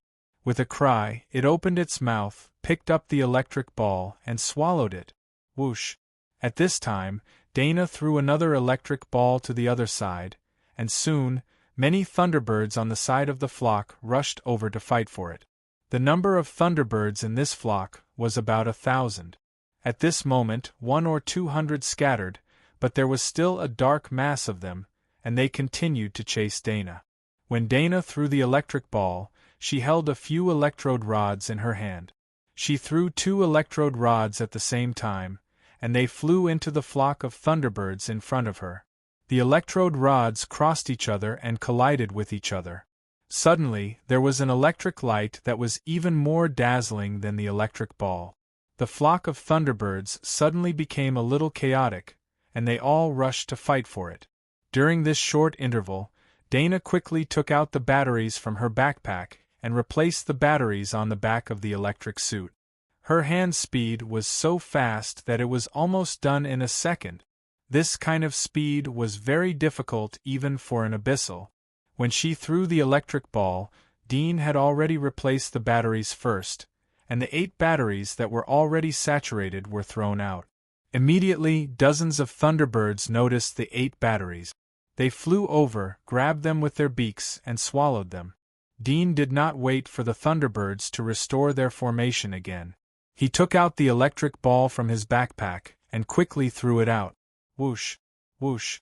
One by one, the electric balls were thrown to the left and right, bursting with dazzling electric light.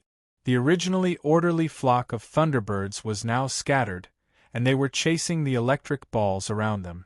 Dean and Dana took turns to throw the electric ball and attracted more than half of the Thunderbirds away. However, there were still 200 or 300 Thunderbirds staring at them, constantly ejecting lightning. Fortunately, they were barely able to resist the electric strikes of these 200 or 300 Thunderbirds, but they did not have time to replace the batteries. Dean felt a numb feeling in his body again. He gritted his teeth, took out 3 electric balls, and fiercely threw them at the Thunderbirds in front of him. The electric balls exploded, and 3 electric lights flashed. The flock of Thunderbirds suddenly slowed down as if they had hit a wall, and they pounced on the 3 electric balls.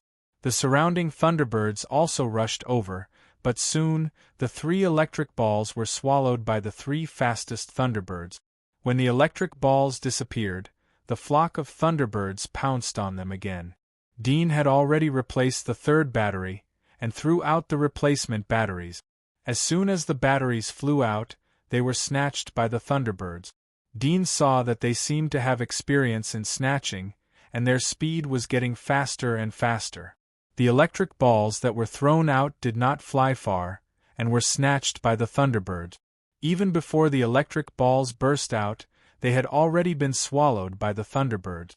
Lightning exploded on the Thunderbirds' necks, but it did not cause the slightest damage to them. Dean hurriedly glanced at the ground, and his heart sank. The objects on the ground were about the same size as he saw from the War God's wall. After so long, there was still a height of 2,000 or 3,000 meters, which meant that they still had to hold on for another 10 seconds. But more than half of the electric balls and electrode rods in his backpack had been consumed.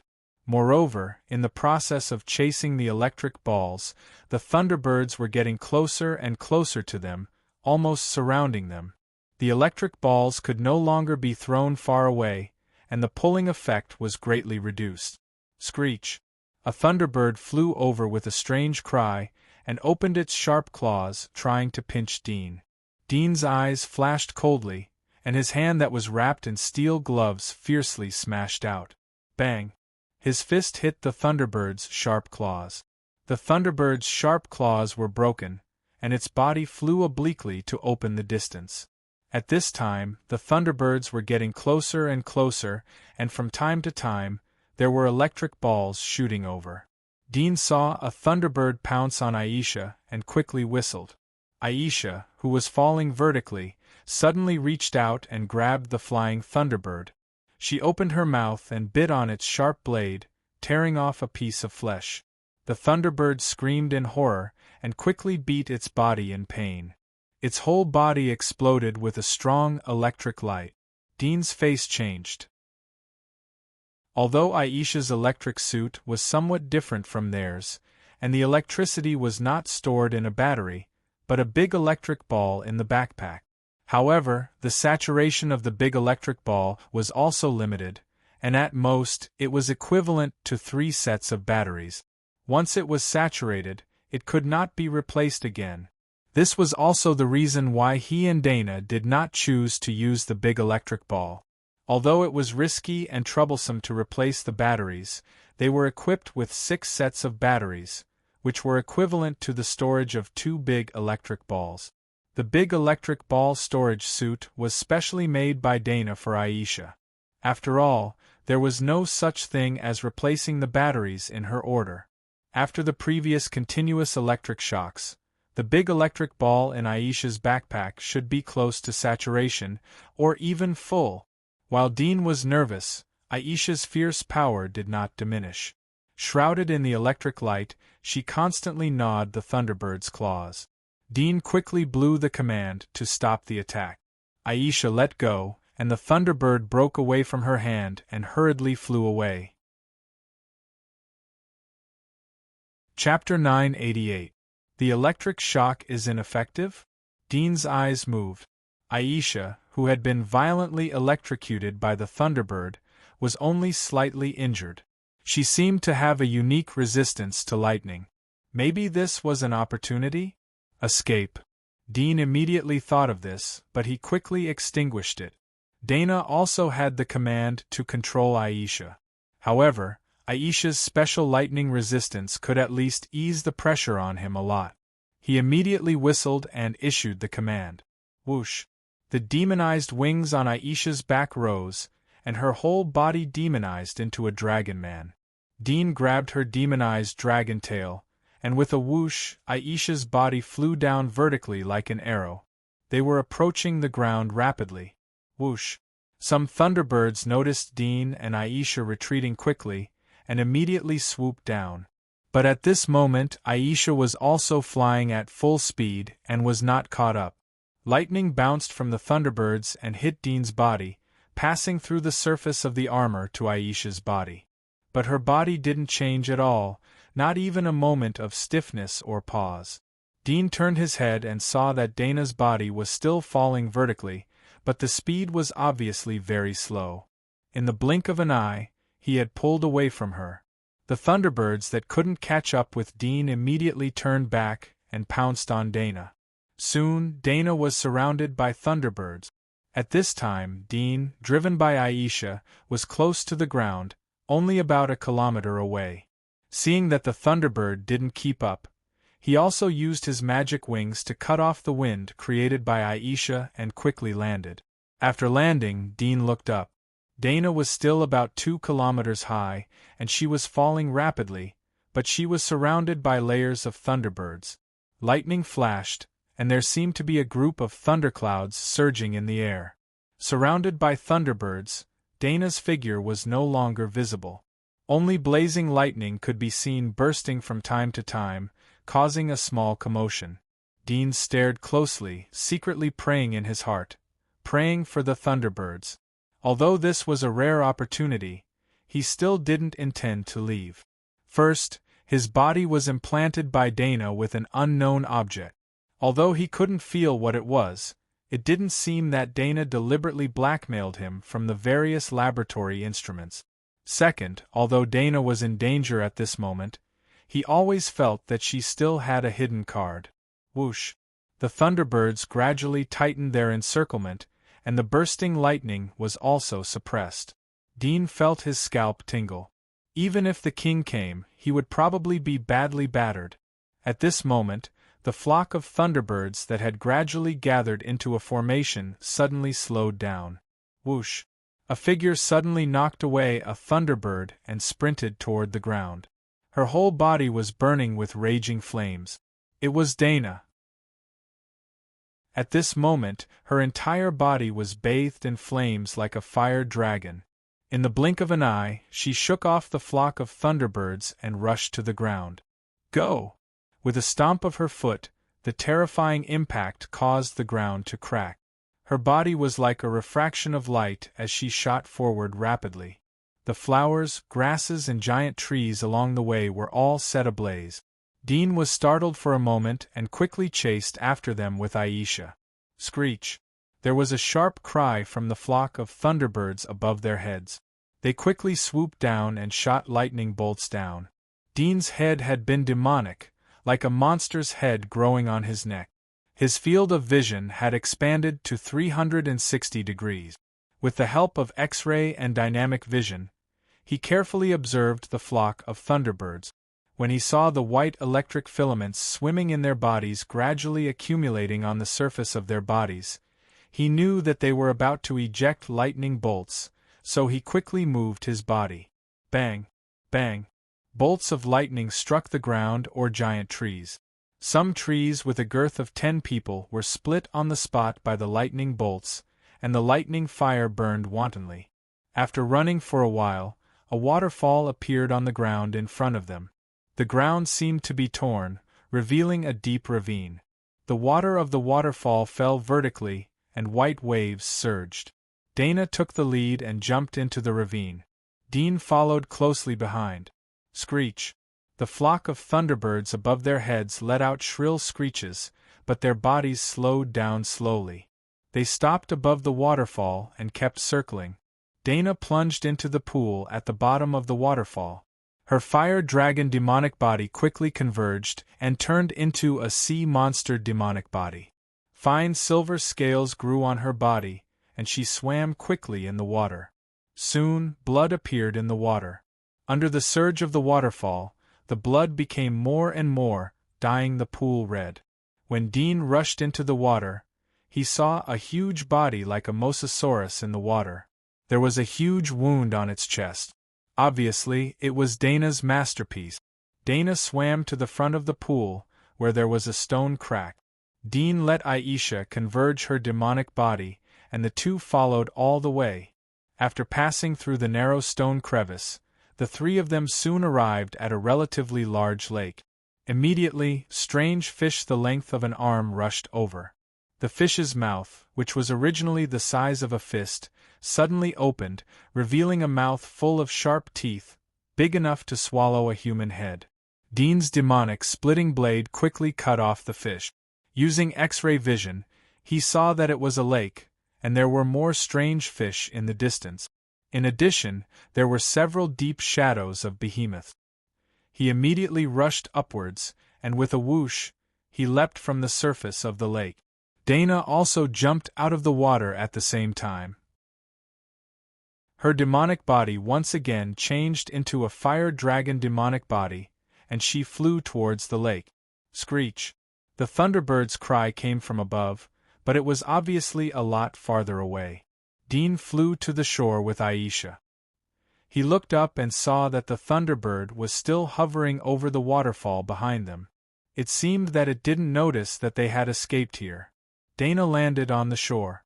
Her demonic body converged, and her wet hair draped over her shoulders. She wiped the water stains from her hair and slightly gasped. She turned to look at Dean, who landed beside her, and chuckled. "Why didn't you take the opportunity to escape?" "I couldn't bear to leave you," Dean indifferently said. Dana covered her mouth and chuckled. You're good at talking. Dean shrugged his shoulders and glanced around. He saw that Dana's armor and electric cloak were gone. There was no armor that could adapt to switching between 3 different demonic bodies. The close-fitting electric cloak was even more so. There was only a vertical opening for wings on the back. The electric cloak would be torn once the demonic body was fully transformed. Without armor or lightning suit, Dana was only wearing a thin cloth undergarment.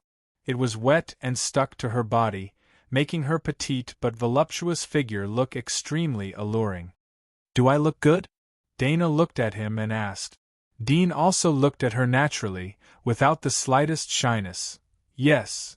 Compared to her? Dana glanced at Aisha, who was silent next to her. Dean smiled. You have seen my memory. What do you think? Dana slightly curled her lips. Boring. She no longer paid attention to Dean. She lowered her head to tidy up her clothes and took off the backpack behind her. This backpack was not made of ordinary cloth, but a buckle of alloy iron. It was similar to the strap of a mechanical watch. There was a gypsum insulation layer inside. It was safe under the fire dragon's body. Dana took out the clothes from the backpack and glanced at Dean. Turn around. Dean quickly turned around and said, Let's wait for the Thunderbirds to retreat, then we'll continue our journey. If we attract their attention and they chase us, there's nothing that can stop them. Of course. Dana's voice came. Dean tore off his broken electric suit and armor. He didn't bring extra clothes to replace them, so he could only wrap the cloth together and tie it around his waist. It was like a primitive panty skirt. I didn't expect the undeads to have a good resistance to lightning. I didn't notice it before. Is it because of the lack of water in their body? Let's go back and study it. Dana's voice came from behind. Dean's mouth slightly moved. He knew that she had noticed that he let Aisha rush to the ground first. He was silent for a moment and said, Are you hungry? I'm going to catch some fish to eat. Dana rolled her eyes at him. Go. Dudian immediately got up and went to the lake to catch fish. Soon he caught a few big fish that were half the length of a human. These fish were full of sharp teeth and looked hideous. Some of them had green blood flowing out of their bodies. It was highly toxic.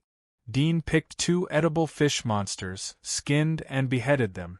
He picked a few pieces of the most succulent meat and cut them off. He found some dry firewood and set up a bonfire to barbecue. While Dean was busy with the food, Dana walked around the lake. She found that the lake was surrounded by mountains. The lake was not large, like a vertical collapsed basin. There was a small forest behind the shore. She could see the end of the forest at a glance. The water from the waterfall flows into the lake. The water in the lake should flow somewhere else. There must be a secret passage underground. Dana sat back by the bonfire and smelled the aroma of the fish. She smiled. If these Thunderbirds don't leave by tonight, we will leave from the bottom of the lake. Dean nodded. He had no right to speak, so he could only agree. Soon, the fish was roasted. Dean handed her a portion and picked up the other 2 portions. His fingers turned into magic cutting blade. He cut the fish into thin slices and fed it to Aisha. Undead eating cooked food. Gee. Dana laughed. It seemed like she was ridiculing and sighing. Dean indifferently said, Haven't you seen my memory? She has been eating cooked food for a long time. You can be quite stupid sometimes. Dana sighed. With your brain, if you are cruel enough to feed all of Sylvia's life to her, perhaps she would have the strength of a king. After all, she is a witcher who has turned into a zombie king. There is a big difference between her and an ordinary zombie king. In addition to the evolution of flesh and blood, her body will continue to awaken naturally. In the future, she will become a king or even surpass a king.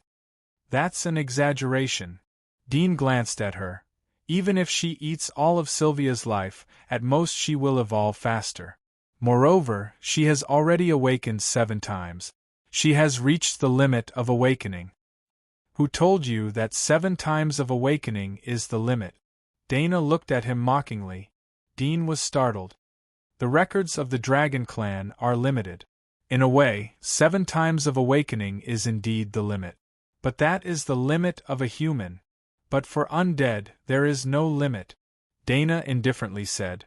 The reason why awakening is divided into 1 to 7 times is that the monster genes implanted in the body of the Witcher will be completely awakened and completely integrated with the cells of the body.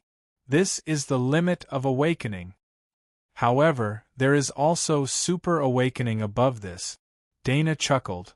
However, the super awakening is a bit troublesome. The proportion of monster genes is too high. It is easy to affect the thinking. Generally, the super awakening will have a big change in temperament. They will even think that they are a monster, not a human. Dean was stunned. He didn't expect such a change. Moreover, the super awakening is not the limit. Dana's words surprised Dean again. The super awakening is just a change from a human to a monster. But for the undead, when the body is super awakened, the monster genes are the majority. But it is meaningless because they have no thinking. After the super awakening, the monster genes in their body will continue to divide and mutate. Under the interference of the virus, it will mutate endlessly. In the end, no one knows what they will become because there is no end. Dana looked at the stunned Dean and said, although she will naturally awaken, but the speed of natural awakening is very slow. Of course, compared to when she was still a human, it can be said that it is very fast. But after the super awakening, it will slow down. At this time, if there is a large amount of flesh and blood, it will accelerate the body evolution and cell division, and speed up the awakening. So, if you are willing, she has already become a king, or even a king can't match her existence. You can call her the God of Corpses. God of Corpses. Dean was stunned. Dana finished the fish in her hand and licked the little oil stains on her white, tender fingers. She looked at Dean with interest. What? Are you regretting? Dean recovered and sighed. A little bit. If you knew this earlier, maybe you would really kill the whole Sylvia's life, and even kill everywhere to help her awaken. In this case, she will be your strongest power. Dana said indifferently. Then you will rely on her help to seize the ruling power of the Empire. You will have enough time to slowly study how to restore her. You won't have to hide or even fall into a desperate situation like now, right? Dean was shocked. He had thought about it just now. Dana said his thoughts almost word for word. It seemed that she knew him better than himself. But this is also good. Dean quickly calmed down and said, a king's help indeed makes me excited for a moment. But even if I knew this earlier, I wouldn't do it. I know you won't, Dana said indifferently. You are worried that the higher her body awakens, the more mutations there will be, and the more difficult it will be to restore, right? Dean smiled bitterly. Do you have mind-reading skills? Of course, I should be the person in this world who knows you the best. Dana blinked and said, is it fun to seduce me in front of her? Dean asked. Dana curled her lips. Boring. Chapter 989. The flock of thunderbirds hovered above the waterfall and didn't disperse for a long time. Dean and Dana sat by the woods to rest. Half an hour later, Dana suddenly opened her eyes and looked up at the hovering thunderbird. She frowned and seemed to think of something. She suddenly stood up and whispered, prepare to retreat. Dean saw that she had already guessed it and felt a little regretful. He opened his eyes and asked, what's wrong? Thunderbirds are specially trained air forces of the Empire. They are smart and intelligent. They have been hovering here for a long time. It should be a signal to the border guards on the God of War wall. We have to leave quickly. Dana's face was gloomy. She quickly packed up the luggage on the ground and kicked the bonfire into the lake to erase the traces on the ground. Let's go. Dana was about to enter the water when her face suddenly changed. Bang! 7 or 8 figures jumped out from the surrounding stone walls and quickly surrounded Dean and Dana. Hidden sentries. Dana frowned slightly when she saw the dark military uniforms of these people. She glanced at other places and didn't know if there were more people hiding in the dark. Dean didn't expect that the hidden sentries behind the God of War wall had already lurked here. He was surprised. He looked at them with thermal vision and found that there were no heat fluctuations emitting from their bodies. They were like dead people. Moreover, there was a smell of soil on their bodies. It was no wonder that he and Dana didn't notice them. However, these people didn't make a move. They were either waiting for them to be alone and expose their flaws, or they didn't have the confidence to deal with 3 abyss-level masters. "Stop," one of the burly men said in a low voice. Like the others, he wore a black mask and only revealed a pair of shining eyes. "What's wrong?" Dana looked at him calmly with a trace of innocence on her face. "Who are you? What are you doing here?" The burly man said in a low voice. "Is it forbidden to enter here? Didn't you see the notice?" Dana's mouth curved into a smile. Dean couldn't help but sigh in his heart as he saw the dialogue between the two.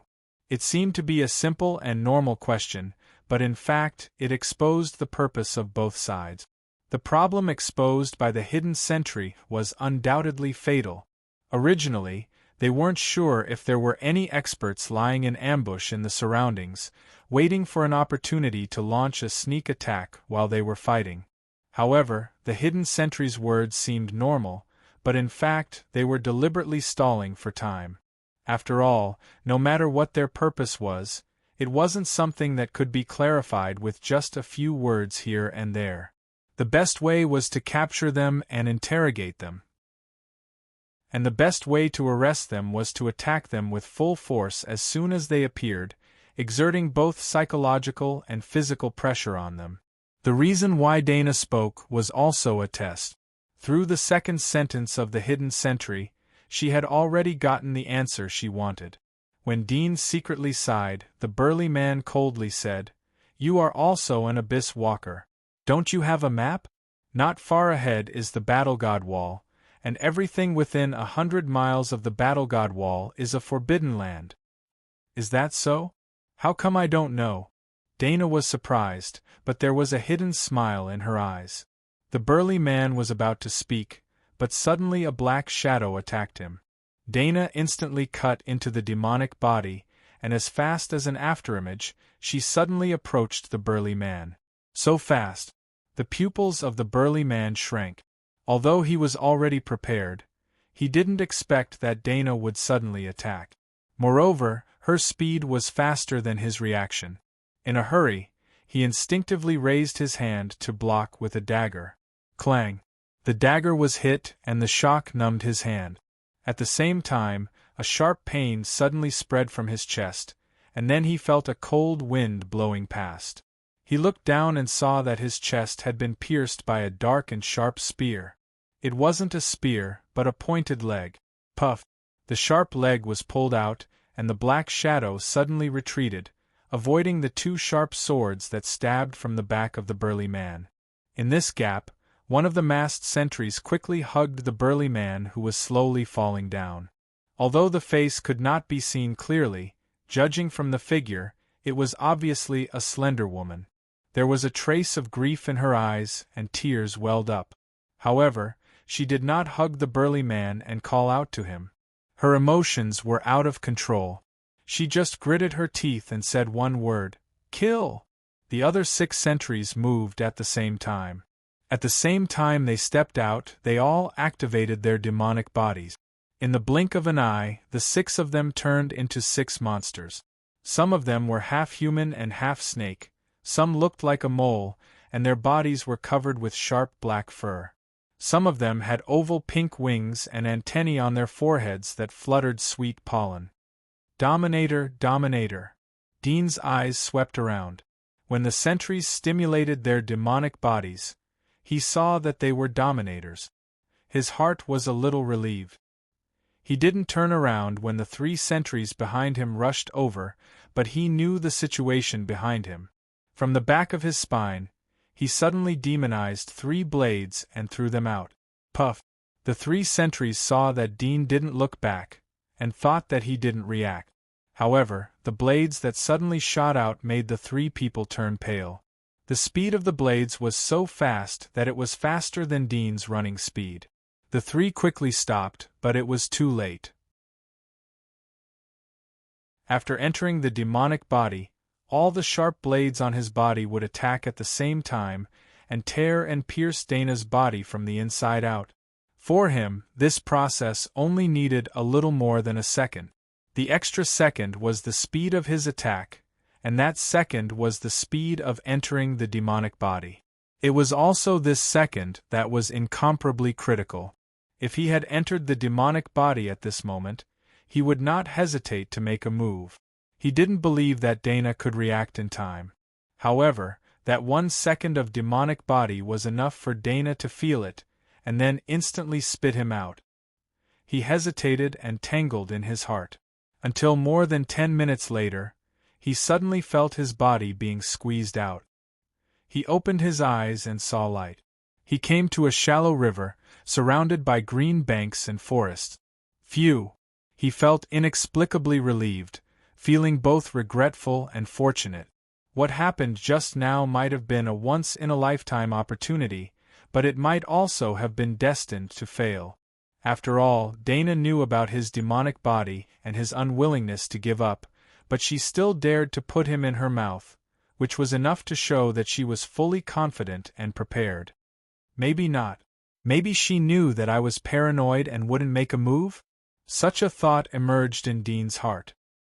His eyes slightly flashed, and he finally smiled bitterly. He was indeed too paranoid. However, he felt that the possibility of this was very low. No one dared to put their life in the hands of others.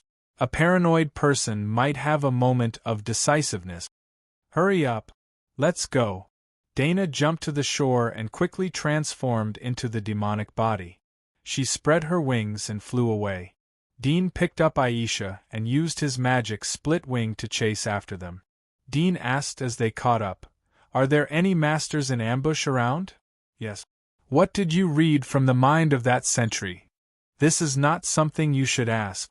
Dana glanced at him. Dean shrugged slightly. The two flew all the way forward.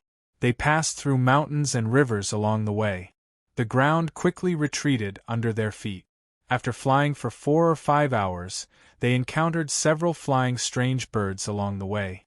Dana easily beheaded them. Finally, they came to a dark forest to rest.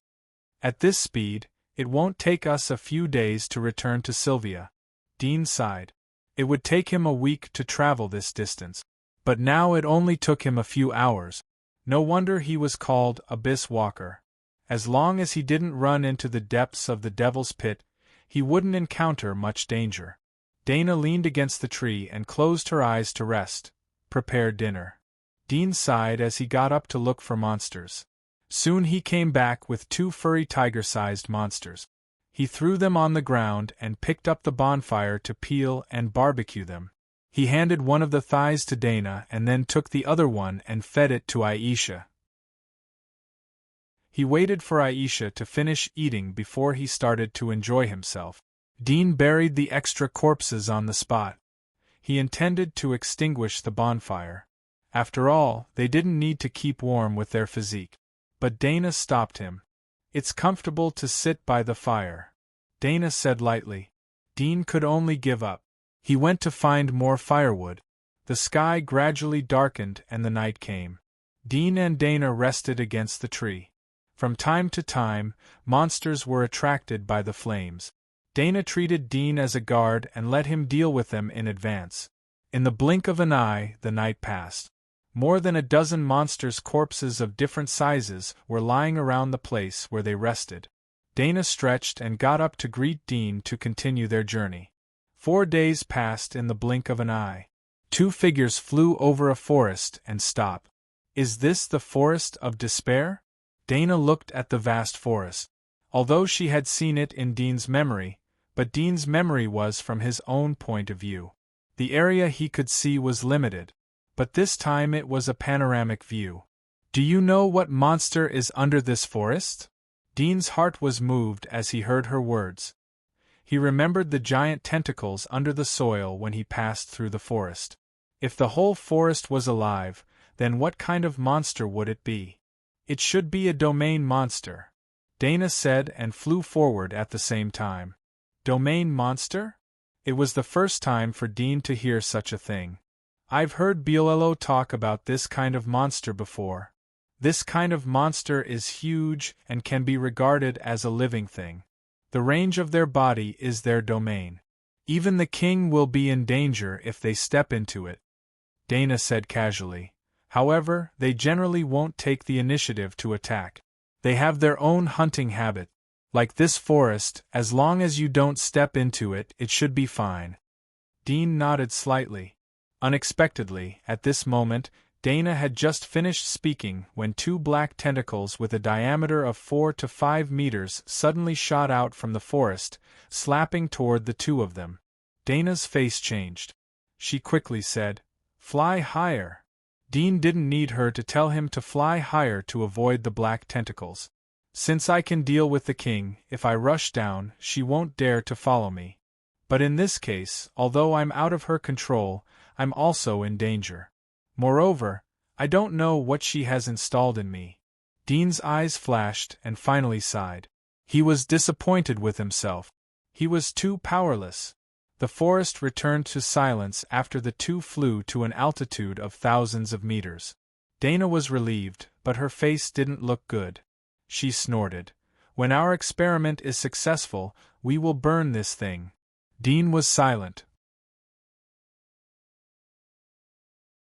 The man was shocked when he saw Dudien's appearance. You are the rebel wall lord?" Dean faintly looked at him. "You know me? This should be the depths of the Red Wasteland, right? Aren't you just stationed near the defensive line? Why are you chasing after this monster?" The man was startled for a moment but quickly reacted. He quickly changed his expression and said in a humble and respectful manner, "Greetings, Wall Lord. I heard that you have gone out. You may not know this, but our defensive line has been moved to the depths of the Red Wasteland. The outer wasteland has been cleaned up and turned into a hunting area. We have been ordered to clean up the depths of the Red Wasteland and turn it into an outer wasteland." Dean's eyes slightly moved. "Orders? Whose orders?" Aoli's face slightly changed. He was about to open his mouth when a figure suddenly fell from the sky and appeared in front of him. It was Dana. "Come here." Dana looked indifferent as she raised her slender hand. Aoli was startled as he noticed the petite and beautiful girl. He quickly realized that she should be Dean's female companion. He didn't dare to disobey the order. "Yes." As he flew closer, Dana's palm quickly pinched his face. One of her fingers turned into a black spike and shot into his forehead. Aoli was about to struggle, but his eyes became dull and lifeless. After a few minutes, he slowly recovered, but his eyes were blank. "So that's how it is." Dana thoughtfully raised her altitude and said to Dean, "Let's go." Dean slightly wryly smiled.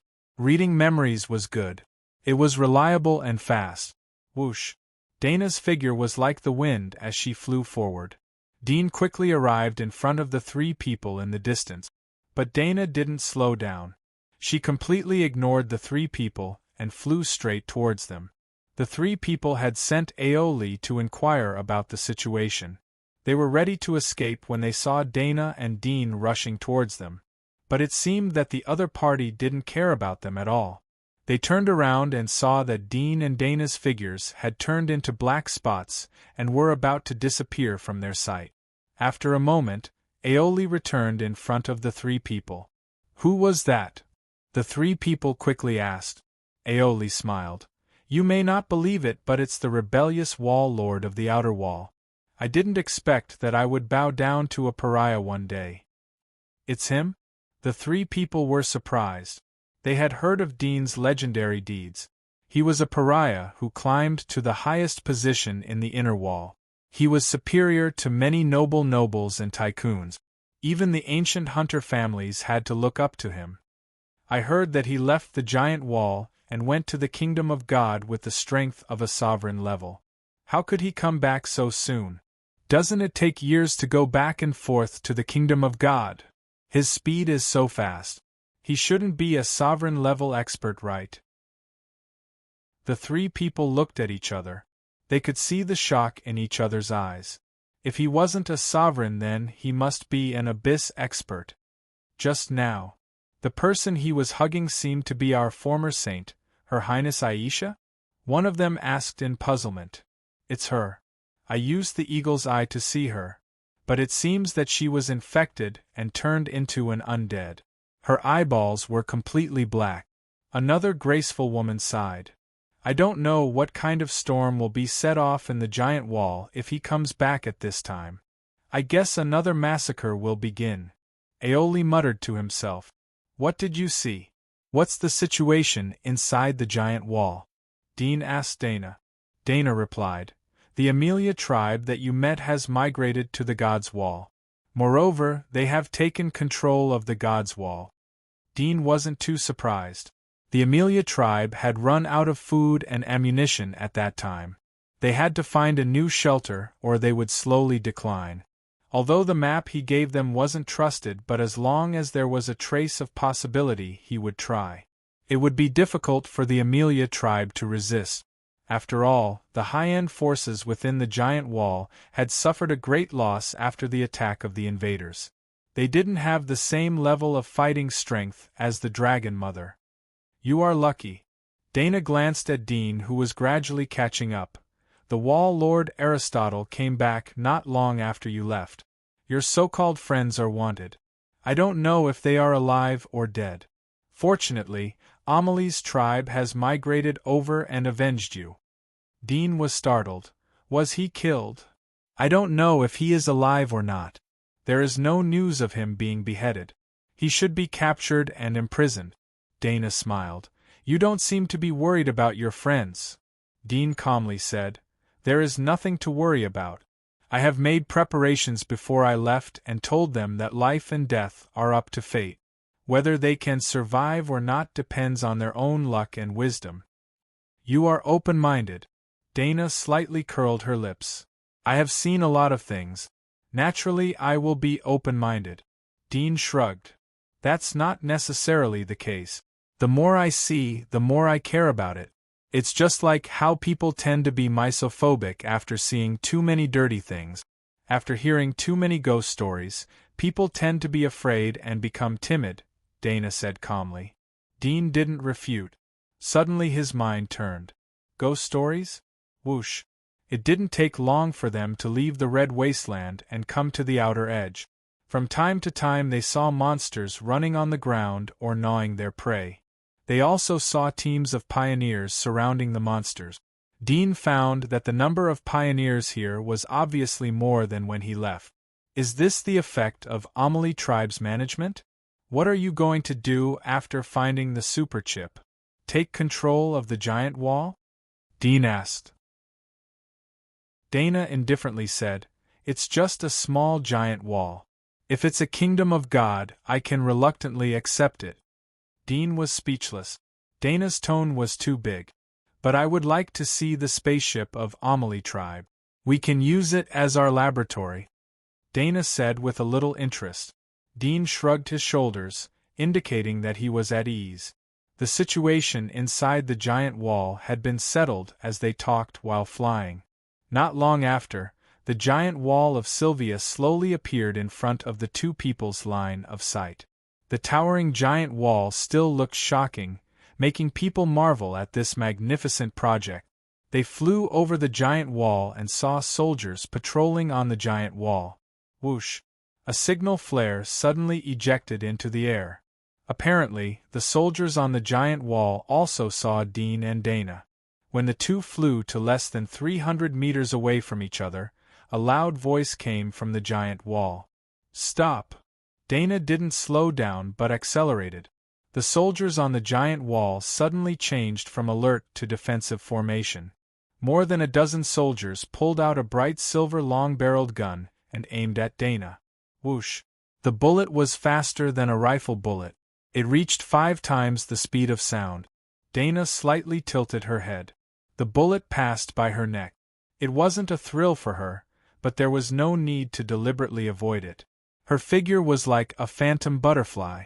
There seemed to be 8 or 9 Danas in the air. They quickly approached the giant wall. The bullets passed like streamers. None of them hit. When Dana got close, the soldiers quickly abandoned their guns and pulled out their swords. Puff! Dana's body was burning with flames. The flames suddenly spread like a ring of fire. The surrounding soldiers were swept by the ring of fire as soon as they entered the demonic body. Their bodies were suddenly cut off. The flesh and blood of the wounds were burned by the flames. Dean flew over and looked at the dead soldiers on the ground. From the carvings on the armor, he could tell that they were from the Wing family. This gun. Dean picked up a gun. He found that the structure of the gun was much better than the simple guns he made in the giant wall. It was better than the old arrow rifles. Dana continued to fly forward. She didn't care about the dozen people she killed.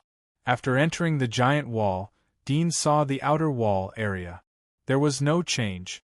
The psi wall still firmly blocked the inner wall and the outer wall. It divided status and wealth.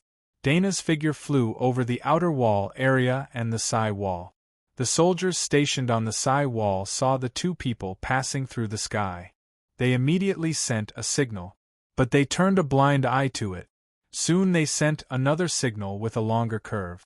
After entering the inner wall area, Dana flew to a secluded place in the suburbs. There was a waterfall. There were no villages or towns nearby. It was all plains with few weeds. It wasn't suitable for monsters to hide and hide. Dana flew into the waterfall. It didn't take long for her to return with a small copper box in her hand. Dean's face changed slightly, but he was silent. Dana opened the box and took out a small box. It was similar to a diamond ring box. There was a password on it. After she dialed the password, the small box opened. There was a chip inside. "It's a good place to hide it," Dana praised.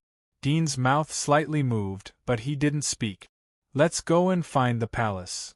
Dana smiled. She was in a good mood. Although she knew the location of the storage of the superchip from Dean's memory, it had been so long. Who knew if it was lost or not? Dean silently followed. After a while, the two flew over the Earl cities and came to King City. At this moment, King City was already armed to the teeth. It was daytime, when there was a lot of people, but the city gates were tightly shut. Even the drawbridge had been lifted. Dark shadows swayed in the moat. They were bloodthirsty monsters. "It seems that they are ready to welcome us," Dana said with a smile. Her body was burning with flames. She flew straight to the city gate. Whoosh! Immediately, cannonballs were ejected from the city. Without any shouting, they started the fight directly. Dana looked at the black cannonball flying over. Her eyes flashed. She converged the flame between her palms and stretched out her slender white hand. Facing the fierce cannonball, she gently caught it. At the same time, she rotated her body and drove the cannonball to make an arc. Then she threw it backhand. The cannonball hit the tower and exploded. Dean sighed in his heart when he saw that her soft hand had reached perfection. He followed far behind and didn't make a move. He slowly thought about other things. He didn't have much time. He had to think about it before the next memory was read. Dana didn't plan to let Dean make a move. For her, these attacks were lighter than an itch. She could easily resolve them. She didn't stop flying forward. Along the way, there were cannonballs and pioneers who could fly. Chapter 991. Inside the palace, dozens of figures dressed in strange clothes stood at the bottom of the stairs, each emitting a powerful aura. They looked up at the figure in front of the throne. It was a petite girl, with golden hair like a waterfall, and a pair of beautiful golden eyes. They were like a lake, pure without any impurities, but with a noble aura that could not be looked at directly. This girl stood in front of the throne, and on the throne sat a benevolent-looking old woman. She held a golden scepter in her hand and wore a crown. She was graceful and beautiful. The wall guard just sent a message. There are intruders outside the palace. Everyone who is willing to lead the army. The girl looked around, her eyes calm, her small body without a hint of fear. Reporting to the goddess, I am willing to go, someone immediately said. As soon as he said this, another tall and strong man said, reporting to the goddess, the Western City Guard days has been sacrificed. The enemy is definitely not an ordinary pioneer. It should be a ruler. Let me go. I will go too. The two of us will have a better chance, another girl in black tights said. She had 2 daggers on her waist, and it was obvious she was good at speed and assassination. I will go too. I am willing to serve, the others said. Seeing everyone so enthusiastic, the girl nodded slightly. Everyone, no need to fight.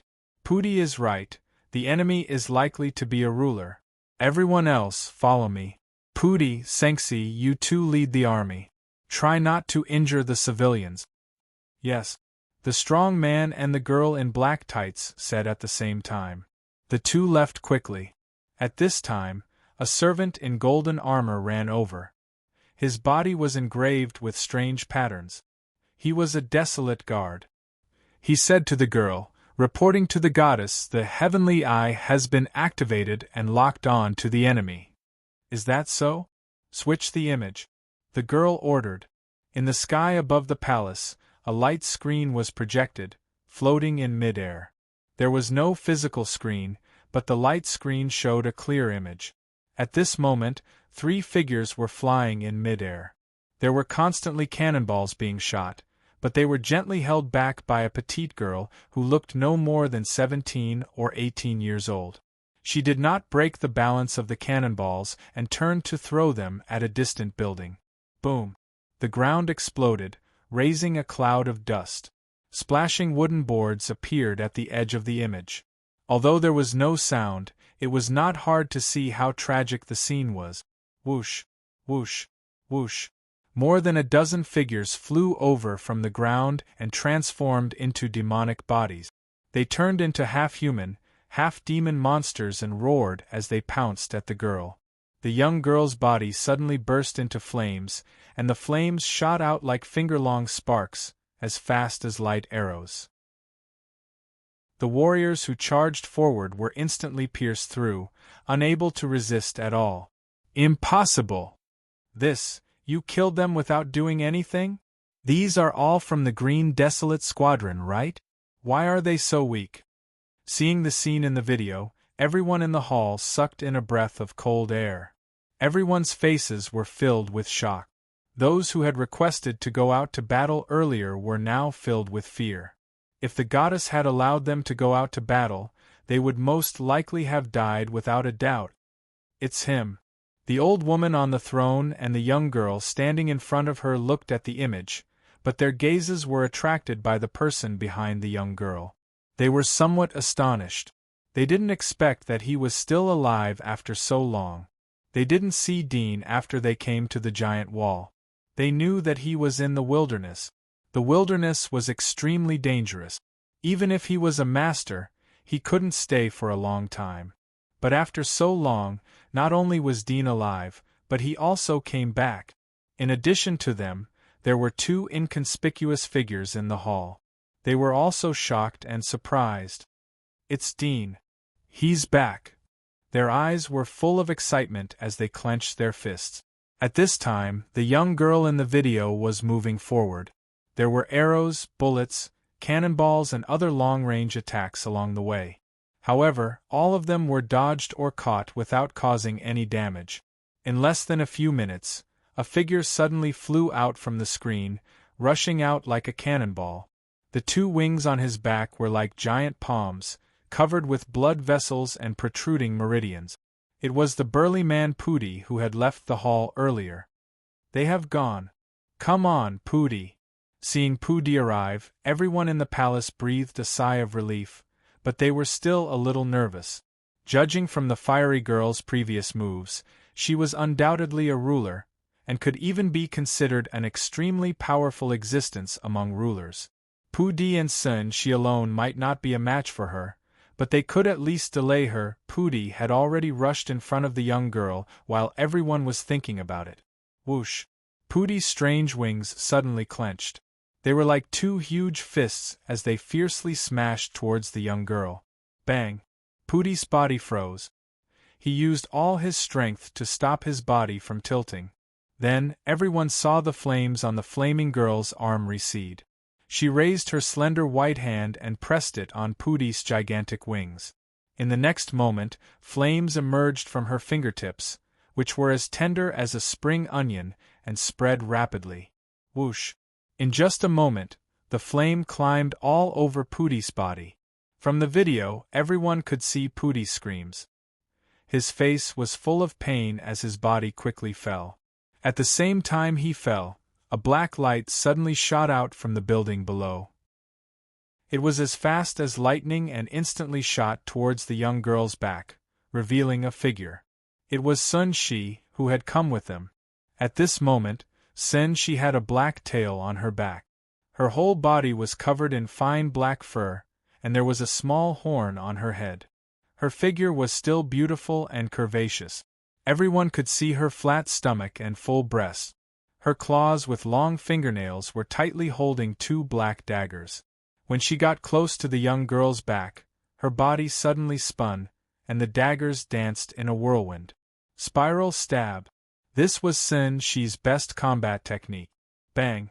A ball of flame suddenly shot out from the young girl's back. It instantly enveloped the black spiral blade storm and sent her flying.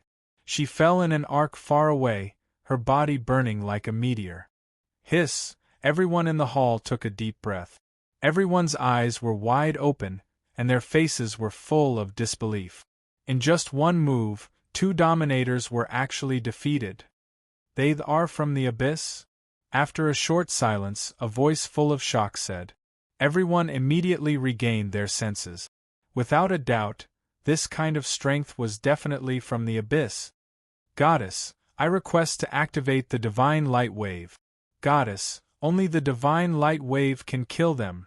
Someone immediately shouted to the goddess on the stairs, his eyes filled with urgency. In fact, there was no need for them to request. The young girl had already realized the seriousness of the problem when Pooty was defeated. She had already passed the order to the golden-armored Desolate Guard, who had already brought her order to the Wilderness God Hall at the back. Buzz. The entire hall was slightly buzzing. Everyone felt a tremor under their feet, as if there was a slight earthquake. Feeling this familiar tremor, everyone heaved a sigh of relief. They secretly admired the goddess's quick reaction. So, the goddess leaped up from the stairs and flew out of the hall. Everyone followed closely behind and walked out in a line. In front of the palace there were 1,000 steps. It was majestic, and on the plaza beside the steps there were two statues of origami. They were more than 100 meters tall. The face of the origami was not Sylvia, but the origami that they worshipped, the one in the Earth Dragon Cave. At this moment, beside the two origami statues, the floor was raised. The floor was actually made of metal, supported by a half-meter thick steel frame. Two cannons slowly rose from the ground, looking like ancient chariots. Below them was a base that was more than 10 meters long and 4 to 5 meters tall. On top of it, there was a bright silver cannon barrel that was more than 20 meters long, reflecting a dazzling rainbow halo under the sunlight. Charge! The goddess's eyes were filled with majesty as she said in a deep voice. Below the cannon barrel, there were two warriors wearing silver armor with strange patterns engraved on their bodies.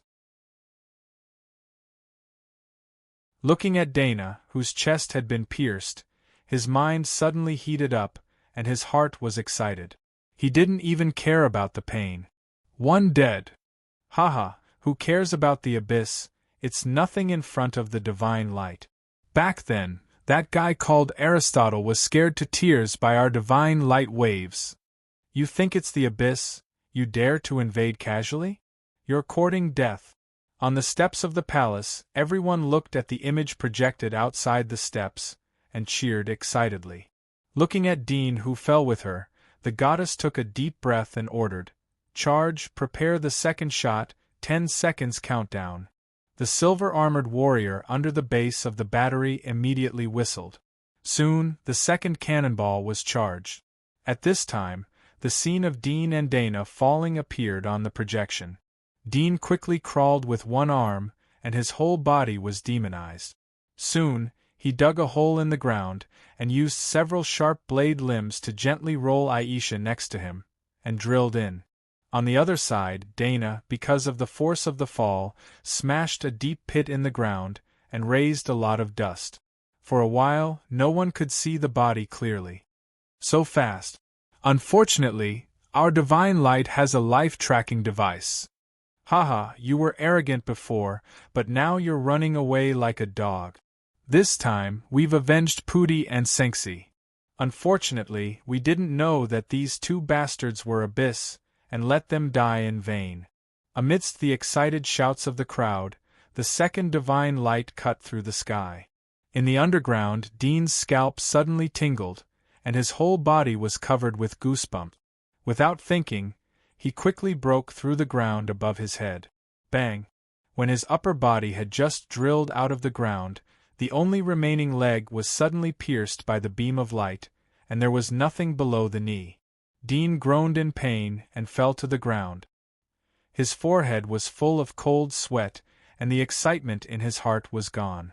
He didn't expect such a terrible attack to have a second one, and then a fourth one. Was he going to be killed as soon as he was free? Dean's heart was filled with grief and indignation. He looked at Aisha, who was curled up by the sharp blade. Because of her excessive movements, the blade tightened and cut a few scratches on her body. The strange blade was too sharp and wasn't meant to be used for protection. Dean was sad to see that she was hurt because of him. He clenched his teeth and suddenly hugged her and kissed her deeply on the forehead. Live, even in such a posture. Dean looked at her, and the grief in his eyes was gone, leaving only gentleness and a touch of sadness. The next moment, he pushed her out and at the same time pulled out the golden bell from his waist and shook a series of special rhythmic bells for 5 seconds. You're tuning in to the Phoenix Nights YouTube channel. Don't forget to subscribe and join us on this journey to catch the most captivating stories.